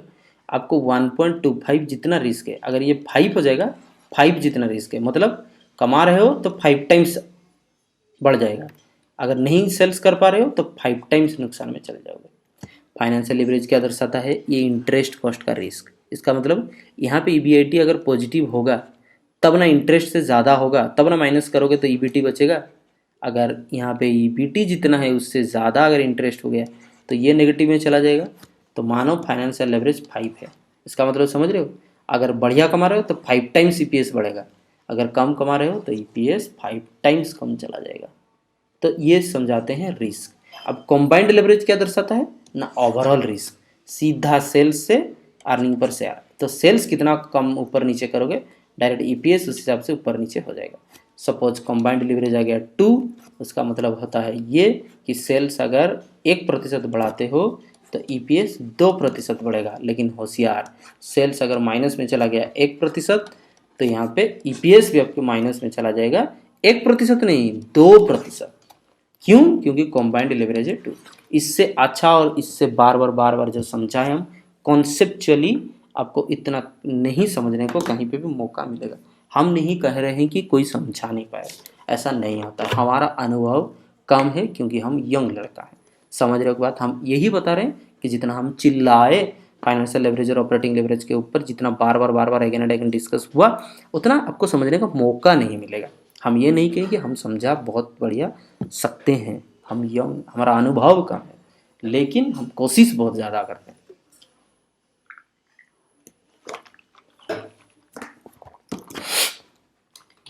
चलिए समझ में आ गया। उस हिसाब से क्या कह रहा है ना, जब डिग्री ऑफ ऑपरेटिंग लिवरेज कम होगा, डिग्री ऑफ फाइनेंशियल लिवरेज कम होगा, ये बिजनेस का सबसे लोअर रिस्क वाला पॉइंट है। कंबाइंड लिवरेज की बात करें तो ऑपरेटिंग लिवरेज कम होगा, फाइनेंशियल लिवरेज कम होगा, तो ये लोअर पॉइंट है। लेकिन यहाँ पे ट्रेडिंग और इक्विटी का फ़ायदा आप नहीं ले सकते हो। समझ रहे हो? क्योंकि आपका डिग्री ऑफ फाइनेंशियल लिवरेज भी कम है, तो मतलब कम प्रतिशत में आपका कमाई हो रहा होगा। जब डिग्री ऑफ ऑपरेटिंग लिवरेज भी हाई है, डीएफएल भी हाई है, ये हायर रिस्क की पॉइंट माना जाता है। वेरी रिस्क कॉम्बिनेशन, मतलब व्यापार बंद भी हो सकता है और व्यापार उठ भी जा सकता है, बहुत हाई। जब degree of operating leverage high हो और degree of financial leverage low हो, ये मॉडरेट रिस्क है, moderate total risk average. But ये गुड कॉम्बिनेशन भी नहीं है, क्योंकि low EBIT due to high degree of operating leverage and lower advantage trading and equity. तो क्योंकि फाइनेंशियल लिवरेज कम है, इसलिए आपको ट्रेडिंग और इक्विटी का फ़ायदा नहीं होगा। मतलब कम रेट में आप डेप्ट ला करके ज़्यादा इक्विटी वाला को नहीं दे सकते हो। ट्रेडिंग और इक्विटी अभी तक समझ में आया? ठीक है, क्योंकि डेप्ट से पैसा लाओ कम रेट में और इक्विटी को ज़्यादा ज़्यादा खिलाओ। ठीक है, मछली का तेल में मछली पकाओ और मछली पकाने वाला आराम से बैठ के खाओ। ये होता है ट्रेडिंग और इक्विटी। आप नहीं कर पाओगे क्योंकि फाइनेंशियल लिवरेज कम है। आगे चलते हुए डिग्री ऑफ ऑपरेटिंग लिवरेज है कम और डिग्री ऑफ फाइनेंशियल लिवरेज है हाई, तो ये मॉडरेट टोटल रिस्क है, एवरेज रिस्क है, क्योंकि ऑपरेटिंग लिवरेज लो है तो यहाँ पे आपको बिजनेस बंद होने का चांसेस कम है, क्योंकि जब आप फिक्स्ड कॉस्ट ही नहीं उठा पाओगे तो बिजनेस कम हो जाता है, इसलिए ये लो है। ठीक है, डिग्री ऑफ ऑपरेटिंग लिवरेज मतलब ऑपरेटिंग लिवरेज जो है फिक्स्ड कॉस्ट उठाना है, ये लो है। फाइनेंशियल लिवरेज हाई है, तो इसको कहा जाता है बेस्ट कॉम्बिनेशन। याद रखो, degree of operating leverage low है ना, degree of financial leverage high है ना, this is what called the best combination and higher financial risk is balanced by the lower total business risk. समझ में आई बात? हायर फाइनेंशियल रिस्क जो होगा, ये हायर फाइनेंशियल रिस्क जो होगा वो that will be settled bye the lower degree of business risk. This is the thing. और ये समरी है जो कि आपको खुद से पढ़ना होता है। Degree of operating leverage, degree of financial leverage, degree of combined leverage, इस दोनों में का अंतर है। ठीक है, make it A screenshot and read it. बिल्कुल है, अपलोडेड है, सो यू कैन ऑब्वियसली आपको पता ही है कैसे आपको पढ़ना है। और ये चीज़ें इसका समरी है। ठीक है ना, बहुत बढ़िया चीज़ दिया हुआ पॉइंट में। तो ये डिग्री ऑफ ऑपरेटिंग लेवरेज और फाइनेंशियल लेवरेज और कंबाइंड लेवरेज में डिफरेंसेस क्या है, कैसे क्या ऑपरेट होते हैं और ये बिजनेस के लिए कैसे सहायक है, फ़ायदेमंद है, ये चीज़। तो हियर हम आपको एकदम बढ़िया से बढ़िया कॉन्सेप्ट समझाने की यहाँ पे कोशिश कर दिए।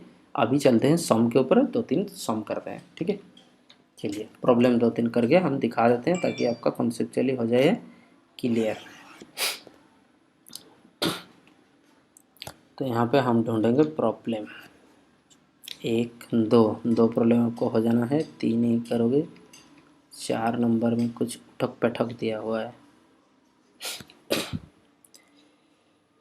तो नेक्स्ट टारगेट हमारा रहेगा बुक के हिसाब से। चलिए 4 नंबर एक करवा देते हैं, क्या बात है। लेंदी क्वेश्चन भी इसमें है, कैसे है क्या है, बस इजी है एकदम, सीधा बात है। कंबाइंड लिवरेज निकालना है भाई, सिंपल है, contribution by EBIT, sorry operating leverage निकालना है contribution by EBIT, financial leverage निकालना है ईबीआईटी बाई ईबीआईटी, और फाइनेंशियल लिवरेज जो निकालना है और कंबाइंड लिवरेज जो निकालना है, इस दोनों को मल्टीप्लाई कर दो, सिंपल।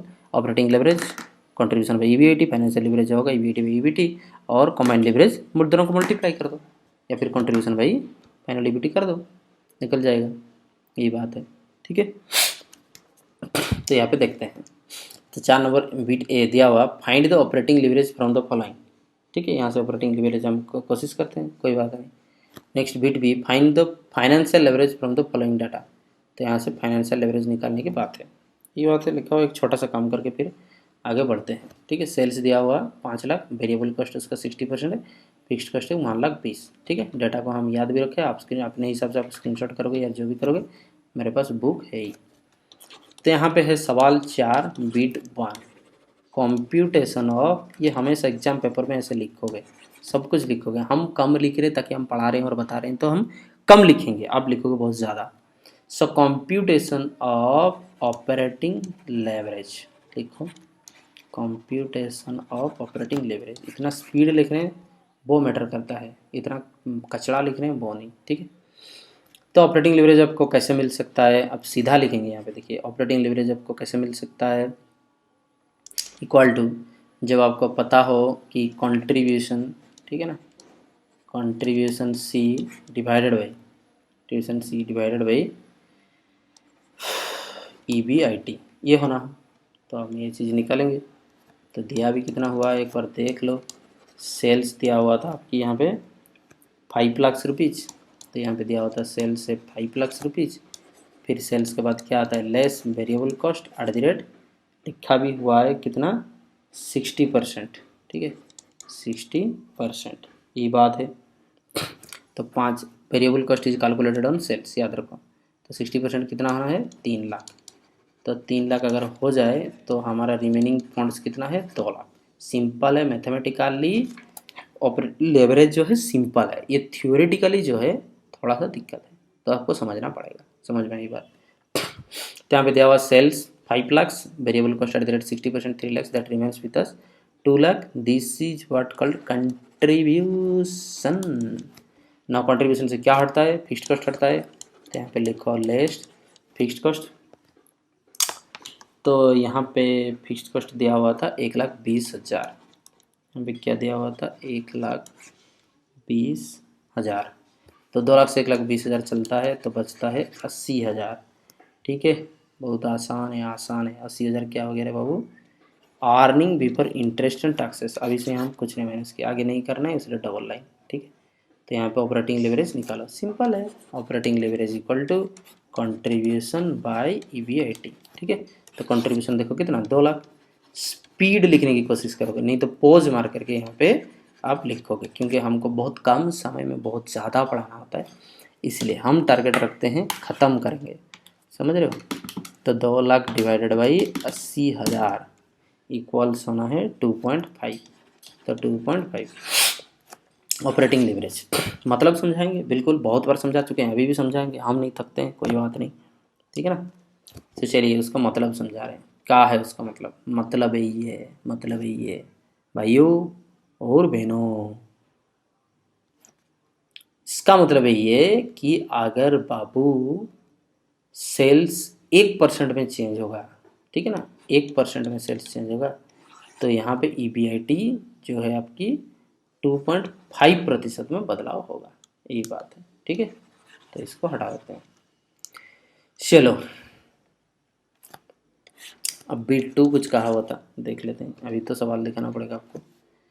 बीट बी, ठीक है, गलत का ही लिखेंगे B. Find the financial leverage from the following data. ये डेटा से फाइनेंशियल लेवरेज निकालो।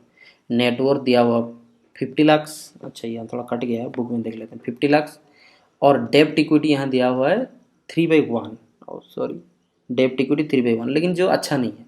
2:1 इज द गुड, आपको पता है। इंटरेस्ट रेट दिया हुआ है यहाँ पे कितने? 12%।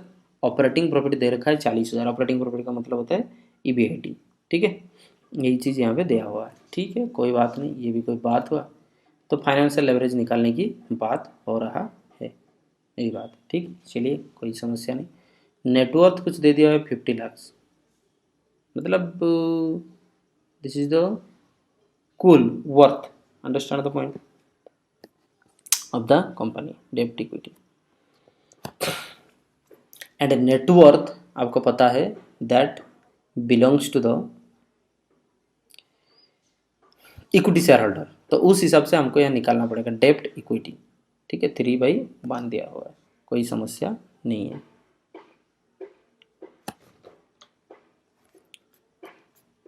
तो कंप्यूटेशन ऑफ, वो जानबूझ करके दिया हुआ है, देखो computation of financial leverage, computation of financial leverage.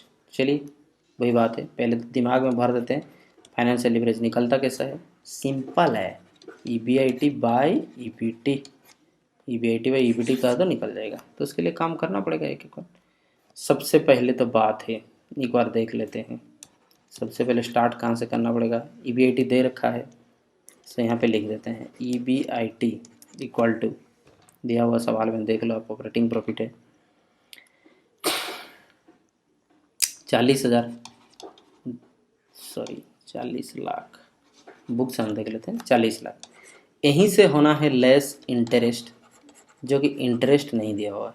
ठीक है, लेस करेंगे, तो इंटरेस्ट लेस करेंगे, परसेंटेज वगैरह दिया हुआ है, इंटरेस्ट लेस करेंगे तो निकल जाएगा अर्निंग बिफोर टैक्सेस, और यहीं पे हमारा काम हो जाएगा, बस यही बात है। लेकिन इंटरेस्ट ना दे करके वो क्या कह रहा है, वो क्या कह रहा है? वो कह रहा है कि डेप्ट बाई इक्विटी जो है वो है 3/1। सवाल के हिसाब से देख लो 3:1, यहाँ पर नहीं दिख रहा है, हम बुक से देख करके बता दे रहे हैं 3:1। ठीक है, और वो कह रहा है net worth, net worth equal to 50 lakh दे रखा है। ठीक है, नेट वर्थ जो है 50 लाख।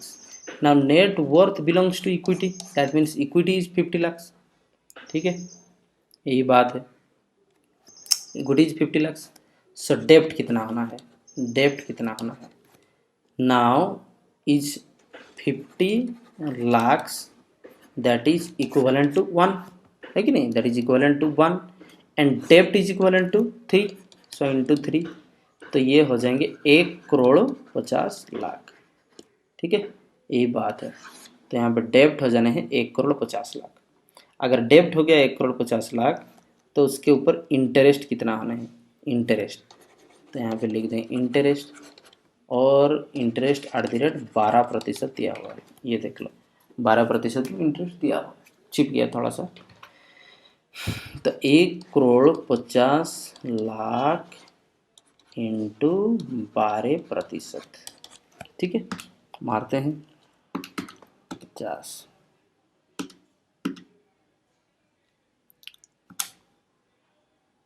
1,50,00,000 इंटू 12, 18 लाख, ठीक है, तो यहाँ पे इंटरेस्ट आ जाने हैं 18 लाख रुपीज, ये बात है। तो इंटरेस्ट आ गया 18 लाख, डेप्ट इक्विटी रेशियो दिया हुआ था उसमें से डेप्ट निकालना पड़ेगा, फिर इंटरेस्ट और क्या, इंटरेस्ट फिर हो गए यहाँ पे 18 लाख रुपीज, तो जब 40 लाख से 18 लाख से यहाँ पे चला जाने से 12 लाख रुपये हो गया EBT, यही बात है, ठीक है। 40 से 10 जाने से 30 से 8 जाने से 22 हो रहा है, तो 22 लाख लिख देंगे, 22 लाख, सिंपल है। अब देखो फाइनेंशियल लीवरेज कैसे निकालना है, financial leverage EBIT by EBT, इसका मतलब है EBIT यहाँ पे हो गया कितना हमारा 40 लाख डिवाइडेड बाई EBT कितना होगा 22 लाख, तो सिंपली आप इतना लाख नहीं करोगे, डिवाइड ही तो हो रहा है, 40 डिवाइडेड बाई 22 मार दो, सेम आने हैं 1.81 समथिंग आया, 1.818, यही बात है, ठीक है। तो ये हो गया फाइनेंशियल लेवरेज, जिस हिसाब से क्वेश्चन दिया था उस हिसाब से हमने कर दिया। आगे थोड़ा चलते हैं और कॉम्प्लेक्स क्वेश्चन की ओर, ये तो छोटा मोटा क्वेश्चन था ही, ठीक है, और कुछ दिया प्रॉब्लम, अगर इसको करेंगे ऑपरेटिंग प्रोड्यूसेस तो सेल, ये सवाल हम कर सकते हैं, आगे बढ़ते हुए जाएं तो ओके, वेलकम बैक। तो फिर से देखते हैं कोई नया सवाल जिसमें कि कंबाइंड एवरेज सब कुछ निकालने की बात किया गया हो। दिस वन, यहाँ पे रिकॉर्डिंग थोड़ा हो गया इंटरप्ट, डाटा लॉस्ट नहीं हुआ, सबसे बड़ा बात वही है, नहीं तो यहाँ पे मेरा परिश्रम बेकार हो जाता। तो 11 नंबर बिल्कुल आने चाहिए, फाइनेंशियल प्लान 1 2 सिचुएशन है भी, अच्छा ये लेंथी वाला क्वेश्चन है, 12 ऑपरेटिंग लीवरेज, अच्छा ये बात है, हाँ यहीं से एक बार देखते हैं। Question number 13 plain question, but सब कुछ कैलकुलेशन करने के लिए कहा गया है और कुछ ये भी दिया हुआ, बढ़िया बात है ये एकदम। चलिए क्वेश्चन नंबर 13 पे आते हैं, लिखा क्या हुआ देख लो ना, the balance sheet of X limited आज on 31 March 2011 is as follows, ठीक है ना, यही बात। और यहाँ पे लिखा हुआ लाइबिलिटीज इक्विटी कैपिटल है, 10% डिवेंचर, इंटरेस्ट निकालने काम आएंगे, रिटर्न अर्निंग से current liabilities, net fixed asset, current assets, ऐसा कुछ दिया हुआ है, ठीक है। तो द कंपनीज टोटल एसेट्स, तो ये डेटा दिया हुआ इन्फॉर्मेशन, जो इन्फॉर्मेशन हमको चाहिए होगा वो यूज़ करेंगे। Companies total asset turnover is ₹3, वैसे तो सॉरी रेशियो इज 3, सॉरी वैसे तो आपको अगर देखा जाए ना इन रियलिटी, सच बात बताएं तो आपको इनकम स्टेटमेंट काम में आता है, बैलेंस शीट कुछ काम में नहीं आता है। अगर कुछ काम में आएगा तो इंटरेस्ट आएगा, डिवेंचर आएगा वगैरह, इसलिए दिया। The companies total asset turnover is 3, मतलब टोटल एसेट से हम कमाई कर रहे हैं 3 गुना ज़्यादा।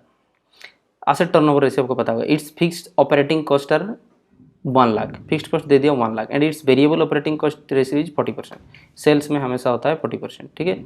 इनकम टैक्स रेट 50% दे दिया है, ठीक है। EPS तक अगर चाहिए होगा तो निकालने के लिए, calculate for the company all types of leverage, है ना, ऑल तीनों टाइप्स ऑफ लेवरेज हमको यहाँ पे निकालना पड़ जाएगा, वही चीज़ लिखा हुआ, ठीक है। और सेकंड पॉइंट देखेंगे बाद में, determine the likely level of EBIT if EPS is 5, EPS जितना भी, अगर EPS को 5 मान लो तो EBIT कितना होना है, मतलब ये उल्टा कैलकुलेशन। पहले तो सब सारे टाइप्स के लेवरेज कैलकुलेशन करने की जरूरत, पहले देखते हैं। सबसे पहला बात है, यही बात है कि हम शुरू करेंगे, एक एक चीज़ को वर्किंग करेंगे, कोई समस्या नहीं। पहले तो हमको पूरा जो प्रॉफिटेबिलिटी स्टेटमेंट है वो बनाना पड़ जाएगा, ठीक है। तो सवाल यहाँ पे 13 में calculation of all types of leverage दिया हुआ था, तो हम भी वही से स्टार्ट करेंगे कि कैलकुलेशन ऑफ, ठीक है, operating leverage, financial leverage and combined leverage, ठीक है। तो ये तीनों टाइप्स के लेवरेज हम कैलकुलेशन करने की बात कर रहे हैं, बस एक ही क्लास में हम खत्म करेंगे, इसलिए हम बिना रेस्ट लेते हुए इसको सॉल्व कर रहे हैं। आप भी बस देखिए, आप ही का ही फायदा हो रहा है, मेरा कुछ नहीं है। तो ऑपरेटिंग लेवरेज और फाइनेंशियल लेवरेज, कॉम्बाइंड लेवरेज निकालने के लिए सबसे पहले तो आपको इनकम स्टेटमेंट चाहिए, ठीक है ना। तो यहाँ पे लिख रहे हैं हम इनकम स्टेटमेंट, और इसको कहते हैं प्रॉफिटेबिलिटी स्टेटमेंट। प्रॉफिटेबिलिटी स्टेटमेंट ये आपके पास नहीं रहेगा तो आप कहाँ से काम करोगे। तो प्रॉफिटेबिलिटी स्टेटमेंट, तो ये रुपीज़ हो गया। सबसे पहले तो आपको चाहिए सेल्स, अब वही तो नहीं दिया हुआ सवाल में। अब देखो यहाँ पे कहाँ दिया हुआ, सवाल में सेल्स नहीं दिया हुआ, लेकिन लिखा हुआ the companies total asset turnover ratio is 3। Asset turnover ratio वैसे देखोगे तो 3 है, समझ में आई बात, दिस इज द थिंग। तो टोटल एसेट से 3 गुना हम ज़्यादा कमा रहे हैं, इसका मतलब वही आता है। तो चलिए यहाँ पे सेल्स यहाँ पे चलेगा, हम एक काम करते हैं, इस साइड वर्किंग्स करेंगे, नहीं काम आएगा, थोड़ा नीचे ही करते हैं, ठीक है। यहाँ पे हम वर्किंग्स करते हैं अपना काम नंबर 1, ठीक है। यहाँ पे सेल्स कितना है हमको नहीं पता, उसको निकालेंगे। तो यहाँ पे दिया हुआ है टोटल एसेट्स टर्नओवर, यही चीज़ दिया हुआ है, टोटल एसेट टर्नओवर। इसका मतलब क्या होता है ना, सेल्स बाई टोटल एसेट्स, ठीक है, सेल्स बाई टोटल एसेट, और वो बताया गया है 3 दिया हुआ, sales by total assets equal to 3। तो उस हिसाब से हम देखते हैं, इम्प्लाइज दैट, तो 3 equal to sales by total assets, यही बात है। Implies that sales equal to कितना होगा, सेल्स ही नहीं दिया हुआ, तो सेल्स इक्वल टू कितना होगा, एसेट इंटू 3, तो टोटल एसेट्स इंटू 3, ठीक है, इक्वल टू। तो आप देख लेंगे बैलेंस शीट में टोटल एसेट कितना दिया हुआ है, 2 लाख। ये टोटल एसेट टर्नओवर होता है ना, ठीक है ना, तो टोटल एसेट काउंट करना पड़ेगा आपको। फिक्स्ड एसेट टर्नओवर कहाँ होता है, तो फिक्स्ड एसेट के ऊपर लेते, ये रेशियो है, याद रखना पड़ेगा आपको। तो ये 2 लाख रुपए इंटू 3, इसका मतलब कि सेल्स का जो आकलन है वो आ गया 6 लाख रुपए। पहले तो सेल्स चाहिए ना, तब ना काम करोगे, ठीक है। तो सेल्स आ गया यहाँ पे 6 लाख रुपीज़। तो बी क्विक, बिकॉज हमारे पास टाइम नहीं है। लेस यहाँ पे होना है क्या, वेरिएबल कॉस्ट। तो variable cost at the rate कितना वो दिया हुआ था, variable cost at the rate 40%, तो हम भी यहाँ पे लगा देंगे एट द रेट 40%। तो 6×6 = 24, 2,40,000 बचेगा जितना, 6×2 = 4, 3,60,000। तो 3,60,000 हमारा कंट्रीब्यूशन यहाँ पे बचा, ठीक है। तो यहाँ पे हम लिख दे रहे हैं कंट्रीब्यूशन, तो कंट्रीब्यूशन कितना बचा, 3,60,000 लेस वेरिएबल कॉस्ट के बाद क्या है बाबू, फिक्स्ड कॉस्ट जाना है। तो फिक्स्ड कॉस्ट वो भी सवाल में दिया हुआ था, fixed operating cost 1 lakh rupees. तो यहाँ पे हम भी लिख देंगे 1 लाख रुपीज़, यही तो बात है, आसान है भाई, आसान है। तो 1 लाख रुपीज़ यहाँ से हटा दो तो यहाँ पे निकल जाएंगे EBIT, ठीक है ना। तो यहाँ पे हो जाने हैं 2,60,000, ठीक है, 2,60,000, यही बात है। फिर उसके बाद इसको आगे बढ़ाते हुए EBIT, फिर इंटरेस्ट हटता है उसमें, ठीक है ना। यहाँ से हमारा काम क्या बनेगा, ऑपरेटिंग, लेकिन फाइनेंशियल नहीं बनेगा, तो उसमें से इंटरेस्ट कॉस्ट को हटा दो। तो इंटरेस्ट कॉस्ट डायरेक्ट तो नहीं दिया हुआ, यहाँ से देख लो 10% डिवेंचर है 80,000 का, ठीक है, 10% डिवेंचर है 80,000 का, 80,000 ही दिया हुआ। तो कितना हो जाएगा इसका इंटरेस्ट कॉस्ट, 8,000, 2,60,000 से 8,000 जाने से 2,52,000 हो जाने हैं, ठीक है। तो ये 2,52,000 क्या होगा, अर्निंग बिफोर टैक्स, यही बात है, अर्निंग बिफोर टैक्स, ठीक है। तो इसमें से तीनों आपको निकल जाना है, इसमें कोई समस्या नहीं है। जब आप the moment you got EBT you will calculate the all types of leverages, operating leverage, financial leverage. देखिए कंट्रीब्यूशन और EBIT से तो आपको हो जाना है ऑपरेटिंग लेवरेज, EBIT और EBT से तो हो जाना है आपको फाइनेंशियल लेवरेज, फिर दोनों को मल्टीप्लाई कर दो, कॉम्बाइंड लेवरेज आपका आ जाना है। तो अभी ठीक भाई, ए आपको ऑपरेटिंग लेवरेज इक्वल टू आपको पता है कंट्रीब्यूशन बाय ईबीआईटी, ठीक है। तो हमारा सवाल के हिसाब से आप देख लो, यहाँ पे कंट्रीब्यूशन है 3,60,000, ईबीआईटी है 2,60,000। तो दिस इज द थिंग, 3,60,000 बटे 2,60,000। तो इतना बड़ा चीज़ आपको डिवाइड करने की ज़रूरत नहीं है, रेशियो ही तो निकाल रहे हो। दैट्स वाई 36 डिवाइडेड बाई 26 मार दो, you will get the same answer 1.3846 मतलब 5, 1.385, ठीक है। थोड़ा ज़्यादा एक्यूरेसी के लिए 3 डिजिट लिख दो, बिट बी। फिनेंशियल लीवरेज बहुत सिंपल है, financial leverage EBIT by EBT, जैसे हम बताया अभी। ऐसा नहीं कि इस सबको रट्टा मारने के लिए बोल दिए। Why financial leverage calculated EBIT by EBT already explained, please do backward करो और बिल्कुल आपको देखना चाहिए, उसका कॉन्सेप्ट समझो, जिंदगी भर याद रहेंगे। ऑपरेटिंग लीवरेज मतलब कंट्रीब्यूशन बाई ईबीआईटी ही क्यों होता है, बिल्कुल हम आपको बताएं, इसको बैकवर्ड करो, समझ जाओ जिंदगी का कॉन्सेप्ट, जिंदगी का रहस्य समझ जाओ। सो ईबीआईटी बाई ईबीटी, समझ रहे हो कि नहीं बात। तो ईबीआईटी यहाँ पे क्या हुआ 2,60,000 और ईबीटी है 2,52,000, समझ रहे हो। तो यहाँ पे 2,60,000 बटे 2,52,000, तो सिंपल है 260 डिवाइडेड बाई 252, ऐसे करोगे। कॉमन चीज़ को स्किप कर दोगे, जीरोज को डिवाइड करने से कोई फ़ायदा नहीं होता। 1.0317, तो 1.0317 इतना तक लिख दो, क्योंकि 1 कोई महत्व नहीं रखता है। फिर उसके बाद सी में कॉम्बाइंड लीवरेज है, तो ईजी, आसान है, आसान है, पता है आपको। इसको और इसको मल्टीप्लाई कर दोगे, या तो कंट्रीब्यूशन बाई ईबीटी आप कर सकते हो, क्योंकि ये दोनों मल्टीप्लाई करने से ईबीटी ईबीटी कट जाएगा, कोई बात नहीं। सबसे आसान तरीका है operating leverage into financial leverage. 1.385 into 1.0317, ठीक है, equal to 1.385 into 1.0317 equal to 1.4289, 1.42849, 1.28429, ठीक है। तो ये हो गया आपकी कंबाइंड लेवरेज, समझ में आई बात। दैट मीन्स कि बिजनेस ये पॉजिटिव लेवरेज में चल रहा है। ऑपरेशनल रिस्क उसका 1.3 है, फाइनेंशियल रिस्क उसको 1.0317 है, मतलब 1 से थोड़ा ज़्यादा है, ठीक है। और ओवरऑल रिस्क जो है बिजनेस का 1.429 है। इसका मतलब कौन समझता है, हम समझा दे रहे हैं। अगर सेल्स 1% में चेंज हुआ तो ईपीएस 1.429 में चेंज होगा, both side, both for positive aspect and negative aspect.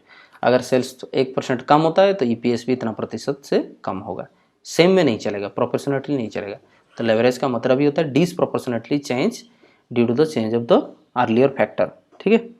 वही बात है, ये तो काम हो गया हमारा, कोई समस्या नहीं, नक्की चिल। अभी क्या हुआ था उसमें, 2 पॉइंट क्या कहा था, यहाँ पे देख लो दूसरा point, all types of leverage आ गया, आंसर वहाँ ठीक ही है। Determine the likely level of EBIT if EPS 5, वो कह रहा है कि ईपीएस अगर 5 होगा तो ईबीआईटी कितना होगा। पहले देखते हैं ईपीएस निकलता कैसे है, ठीक है।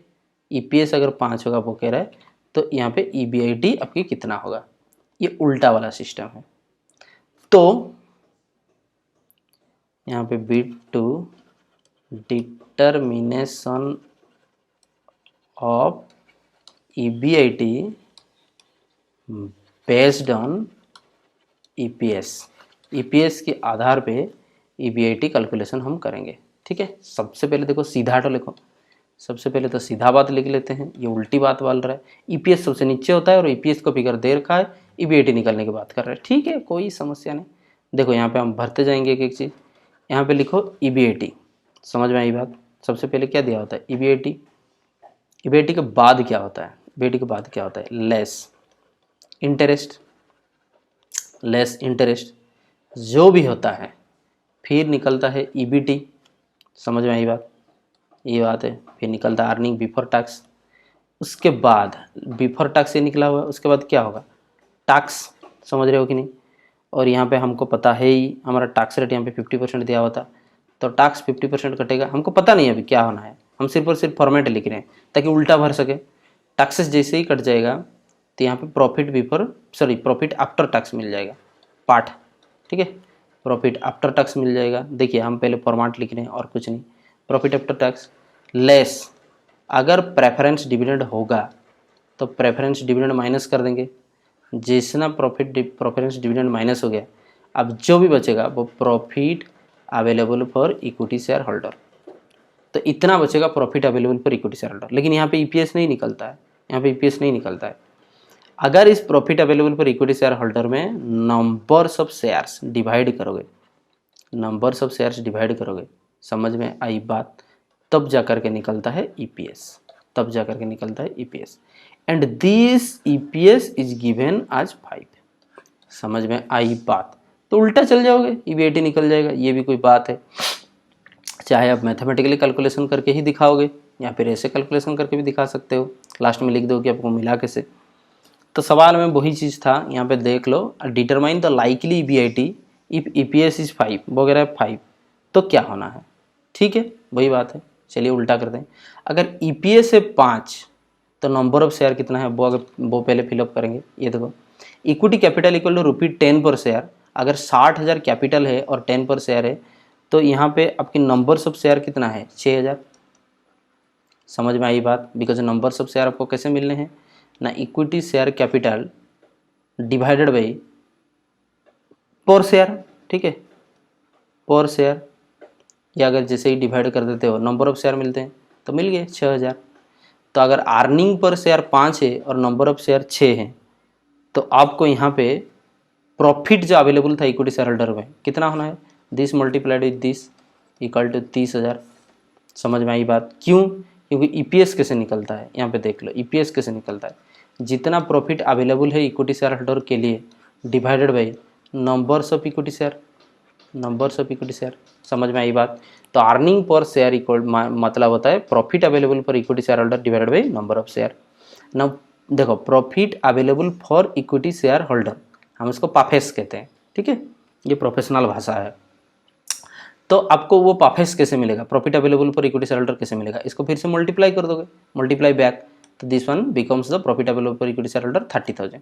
अगर profit available for equity share holder 30,000 है तो प्रेफरेंस डिविडेंड माइनस हो करके इतना होगा, ठीक है ना, प्रेफरेंस डिविडेंड माइनस हो करके होगा, देख लेते हैं। लेकिन यहाँ पे प्रेफरेंस डिविडेंड तो है नहीं, ठीक है, तो प्रेफरेंस डिविडेंड अगर नील है तो ये प्याट जितना होता माइनस होकर के ये होता, तो हम एडबैक कर दो, तो अगर नहीं है तो वो 30,000 ही होंगे। तो प्रॉफिट अवेलेबल आफ्टर टैक्स कितना होना है, 30,000 ही होना है। समझ में आ रहा है धीरे धीरे बात। नाउ ये जो प्रॉफिट अवेलेबल आफ्टर टैक्स जो है वो ईबीटी से टैक्स हट करके 30,000 है, ईबीटी से टैक्स रेट हट करके 30,000 है, तो ये टैक्स दिया हुआ है 50%। तो किसका 50% कटेगा जो 30,000 होगा, 60,000 का। सिंपल है, समझ रहे हो। तो 60,000 का 50% 30,000 है, तब ना प्रॉफिट अवेलेबल आफ्टर टैक्स वो 30,000 है। कैसे हम कर रहे हैं देखो, इसमें कोई गलत नहीं होगा, लेकिन आपको मैथमेटिकली दिखाना होगा, ठीक है। चलिए, तो अर्निंग बिफोर टैक्स जो है वो 60,000 है। नाउ यहाँ से अगर इंटरेस्ट माइनस होगा तब जा करके ईबीआईटी होगा। अब इंटरेस्ट तो सेम है ही, interest is the fixed cost, तो पुराना फॉर्मेट से उतार दो। इंटरेस्ट कितना है यहाँ पे 8,000 है, समझ रहे हो कि बात। तो इंटरेस्ट यहाँ पे 8,000 जोड़ दो, इंटरेस्ट ये हो गया 8,000। तो वो कौन सा फिगर होगा जिससे 8,000 कट के 68,000 हुआ है, एडबैक कर दो, 68,000 होने हैं। समझ में आई बात। तो ईबीआईटी कैसे निकला, 68,000 बाई रिवर्स कैलकुलेशन। समझ में आई बात। तो फाइनली आप वही चीज़ यहाँ पे लिख सकते हो, हैंस ईबीआईटी इज फाउंड, लिखो EBIT is found at ₹68,000। So hence EBIT is found at ₹68,000 when EPS is ₹5, by reverse calculation, understand the points, this is the thing। Reverse calculation के जरिए आपको मिला, लिख सकते हो और ये फॉर्मेट बना सकते हो, ठीक है, यही बात है। और ऊपर भी हेडिंग में आप लिख सकते हो, कोई समस्या नहीं। Determination of EBIT on EPS यहीं पे लिख दोगे, by reverse calculation. Reverse calculation या तो नीचे ऐसे दिखाओगे जैसे कि हम बताए अभी, EBIT आपको कैसे मिलेगा? EBIT कैसे मिलेगा? जब आपको EBT प्लस इंटरेस्ट करोगे, समझ रहे हो? यहाँ पे जो लिखा हुआ देखो, EBIT कब मिलेगा? जब EBT से ये जोड़ दोगे तब मिलेगा। Why? Because EBT is calculated by subtracting this one, so when you have to add back this in order to get the EBIT. this is the thing, ठीक। तो ये था दिस तरह, like this you have to calculate all the figures and facts। चलिए, Soman commented on my YouTube video, छोड़ दो, कोई समस्या नहीं। ये तो सिंपल कैलकुलेशन थे, बाकी सब आप इस पर ही बेस्ड है, आप कर सकते हो, ऐसा कोई बहुत बड़ा दिक्कत वाला बात नहीं। 11वां नंबर क्वेश्चन में क्या कहा गया हम दिखा दे रहे हैं, ये आपको करना चाहिए। 11 नंबर क्वेश्चन इसमें दिया हुआ, तो वो कह रहे हैं कि फाइनेंशियल लेवरेज, ऑपरेटिंग लेवरेज आप कैलकुलेट करो अंडर दो सिचुएशन ए एंड बी। इसका मतलब क्या? सिचुएशन ए में 800 रुपया फिक्स्ड कॉस्ट दिया हुआ, सिचुएशन बी में 1500 रुपया फिक्स्ड कॉस्ट दिया हुआ। तो आप एक बार क्या करोगे, ये सिचुएशन, दो सिचुएशन और दो प्लान दिया हुआ, इसका मतलब आपको 4 कैलकुलेशन होने हैं। समझ रहे हो कि नहीं? वही बात है। तो सिचुएशन ए बी लिख दोगे ऊपर, यहाँ पे सिचुएशन ए, यहाँ पे सिचुएशन बी। फिक्स्ड कॉस्ट को 800 एक बार लेना है, फिक्स्ड कॉस्ट को एक बार 1500 लेना है, simple. And financial plan 1 2 respectively. तो फाइनेंशियल प्लान 1 2 मतलब क्या? जहाँ पे एक बार इक्विटी होना है 5000 और एक बार 7000 होना है, जहाँ पे डेप्ट होना है 5000, जहाँ पे डेप्ट होना है 2000। क्यों ये दिखा गया है पता है? और फाइनली लिखा हुआ है, how will various calculation be useful to the financial manager of the company. बस आपको आंसर ही लिखना है, फिर उसके बाद इसका भी जवाब देना ही है, नहीं तो आपको मार्क पूरा नहीं मिलेगा। सिंपल है, जब इक्विटी डेप्ट इक्वल था, अब देखोगे वहाँ पे फायदे, आपका फायदे कम हो रहा। जब इक्विटी यहाँ पे, अच्छा सॉरी, इक्विटी जब ज़्यादा हो गया, डेप्ट कम हो गया, तो यहाँ पे फायदे और कम होगा। इक्विटी और डेप्ट इक्वल हैं तो फायदा ज़्यादा होने हैं, ठीक है। और फिक्स्ड कॉस्ट यहाँ पे 800 है, तो आपका लेवरेज का जो वैल्यू है वो कम निकलेगा। फिक्स्ड कॉस्ट यहाँ पे जब ज़्यादा है तो लेवरेज का वैल्यू ज़्यादा निकलेगा। तो आप क्या लिखोगे, जहाँ पे ज़्यादा लेवरेज है that attracts the more risk to the business, at the same time it will give the more profit to the business, because financial risk आपको पता है ही उधारी तलवार होता है उस टाइम में। तो ऐसे करते हुए आपको जहाँ पे ये वाला कंडीशंस मिलेगा, बता रहे हैं, रुको यहाँ पे देखो, ये चारों कंडीशंस आपको याद रखने हैं, ठीक है। अगर डिग्री ऑफ ऑपरेटिंग लेवरेज होना है लो और डिग्री ऑफ फाइनेंशियल लेवरेज होना है हाई, तो ये बेस्ट कॉम्बिनेशन, समझ रहे हो कि नहीं? ये बेस्ट कॉम्बिनेशन मानोगे। बिजनेस में रिस्क भी कम है और ये कॉम्बिनेशन भी बेस्ट है, ठीक है। एंड हायर फाइनेंशियल रिस्क जो that will be nullified by the degree of operational risk जो है कि कम है। ये 4 सिचुएशन देख करके उसको फिर बताओगे, कमेंट देने के लिए हम लिखते हैं, देख लोगे, वही बात है। और इसमें से जो जो सिचुएशन आ रहा होगा, लो है तो लोअर रिस्क है, हाई है तो हायर रिस्क है, हाई लो है तो मॉडरेट रिस्क है, और ये अच्छा नहीं है। अगर लो हाई है, याद रखो LH है, लो हाई, तो ये बेस्ट कॉम्बिनेशन है। ऐसा आप सुझाव दो, दिस इज द थिंग। ये एक सवाल आपको करना चाहिए, ठीक है। 11 नंबर। 12 नंबर सवाल इजी है, आज मचाज आप कर सकते हो, बस उसमें वही चीज़ें, degree of financial leverage 2000 units 25,000 unit degree, मतलब इसमें कैलकुलेशन थोड़ा बढ़ने वाला चीज़ है, और कुछ बात दिया हुआ नहीं आज सच। 30 नंबर सवाल हम करवा दिए, और बाकी जो है बस लंबा बात ही है। लास्ट सवाल क्या दिया हुआ हम दिखा दे रहे हैं आपको, उसमें काम ही बढ़ेगा और कुछ नहीं। 15 में फाइनेंशियल प्लान दिया हुआ, सिचुएशन ABC 3। तो एक बार आप क्या करोगे, ऐसा देखिए फॉर्मेट हम दिखा दे रहे हैं। तो आप लिखोगे सिचुएशन ABC। तो इस तीनों सिचुएशन में फिक्स्ड कॉस्ट क्या है, 1000, 2000, 3000। तो ये 1000 वाला फिक्स्ड कॉस्ट है, ये 2000 वाला, ये 3000 वाला, ऐसे स्टार्ट करोगे, ठीक है। फिर यहाँ पे लिखा हुआ ये जो फाइनेंशियल प्लान है 1 2 3, तो यहाँ पर आपको 3 चीज़ करना पड़ जाएंगे, 3 बार काम करने पड़ेंगे। समझ में आई बात? This is the thing. Situation A, situation B, situation C।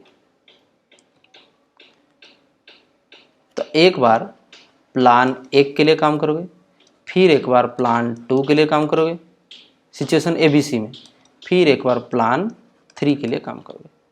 कौन सा चेंज हो रहा है, कौन सा सेम रह रहा है, देखने वाला वो भी बात है, और कुछ नहीं, सिंपली आपको कैलकुलेशन कर जाना है। Understand the points? This is the thing.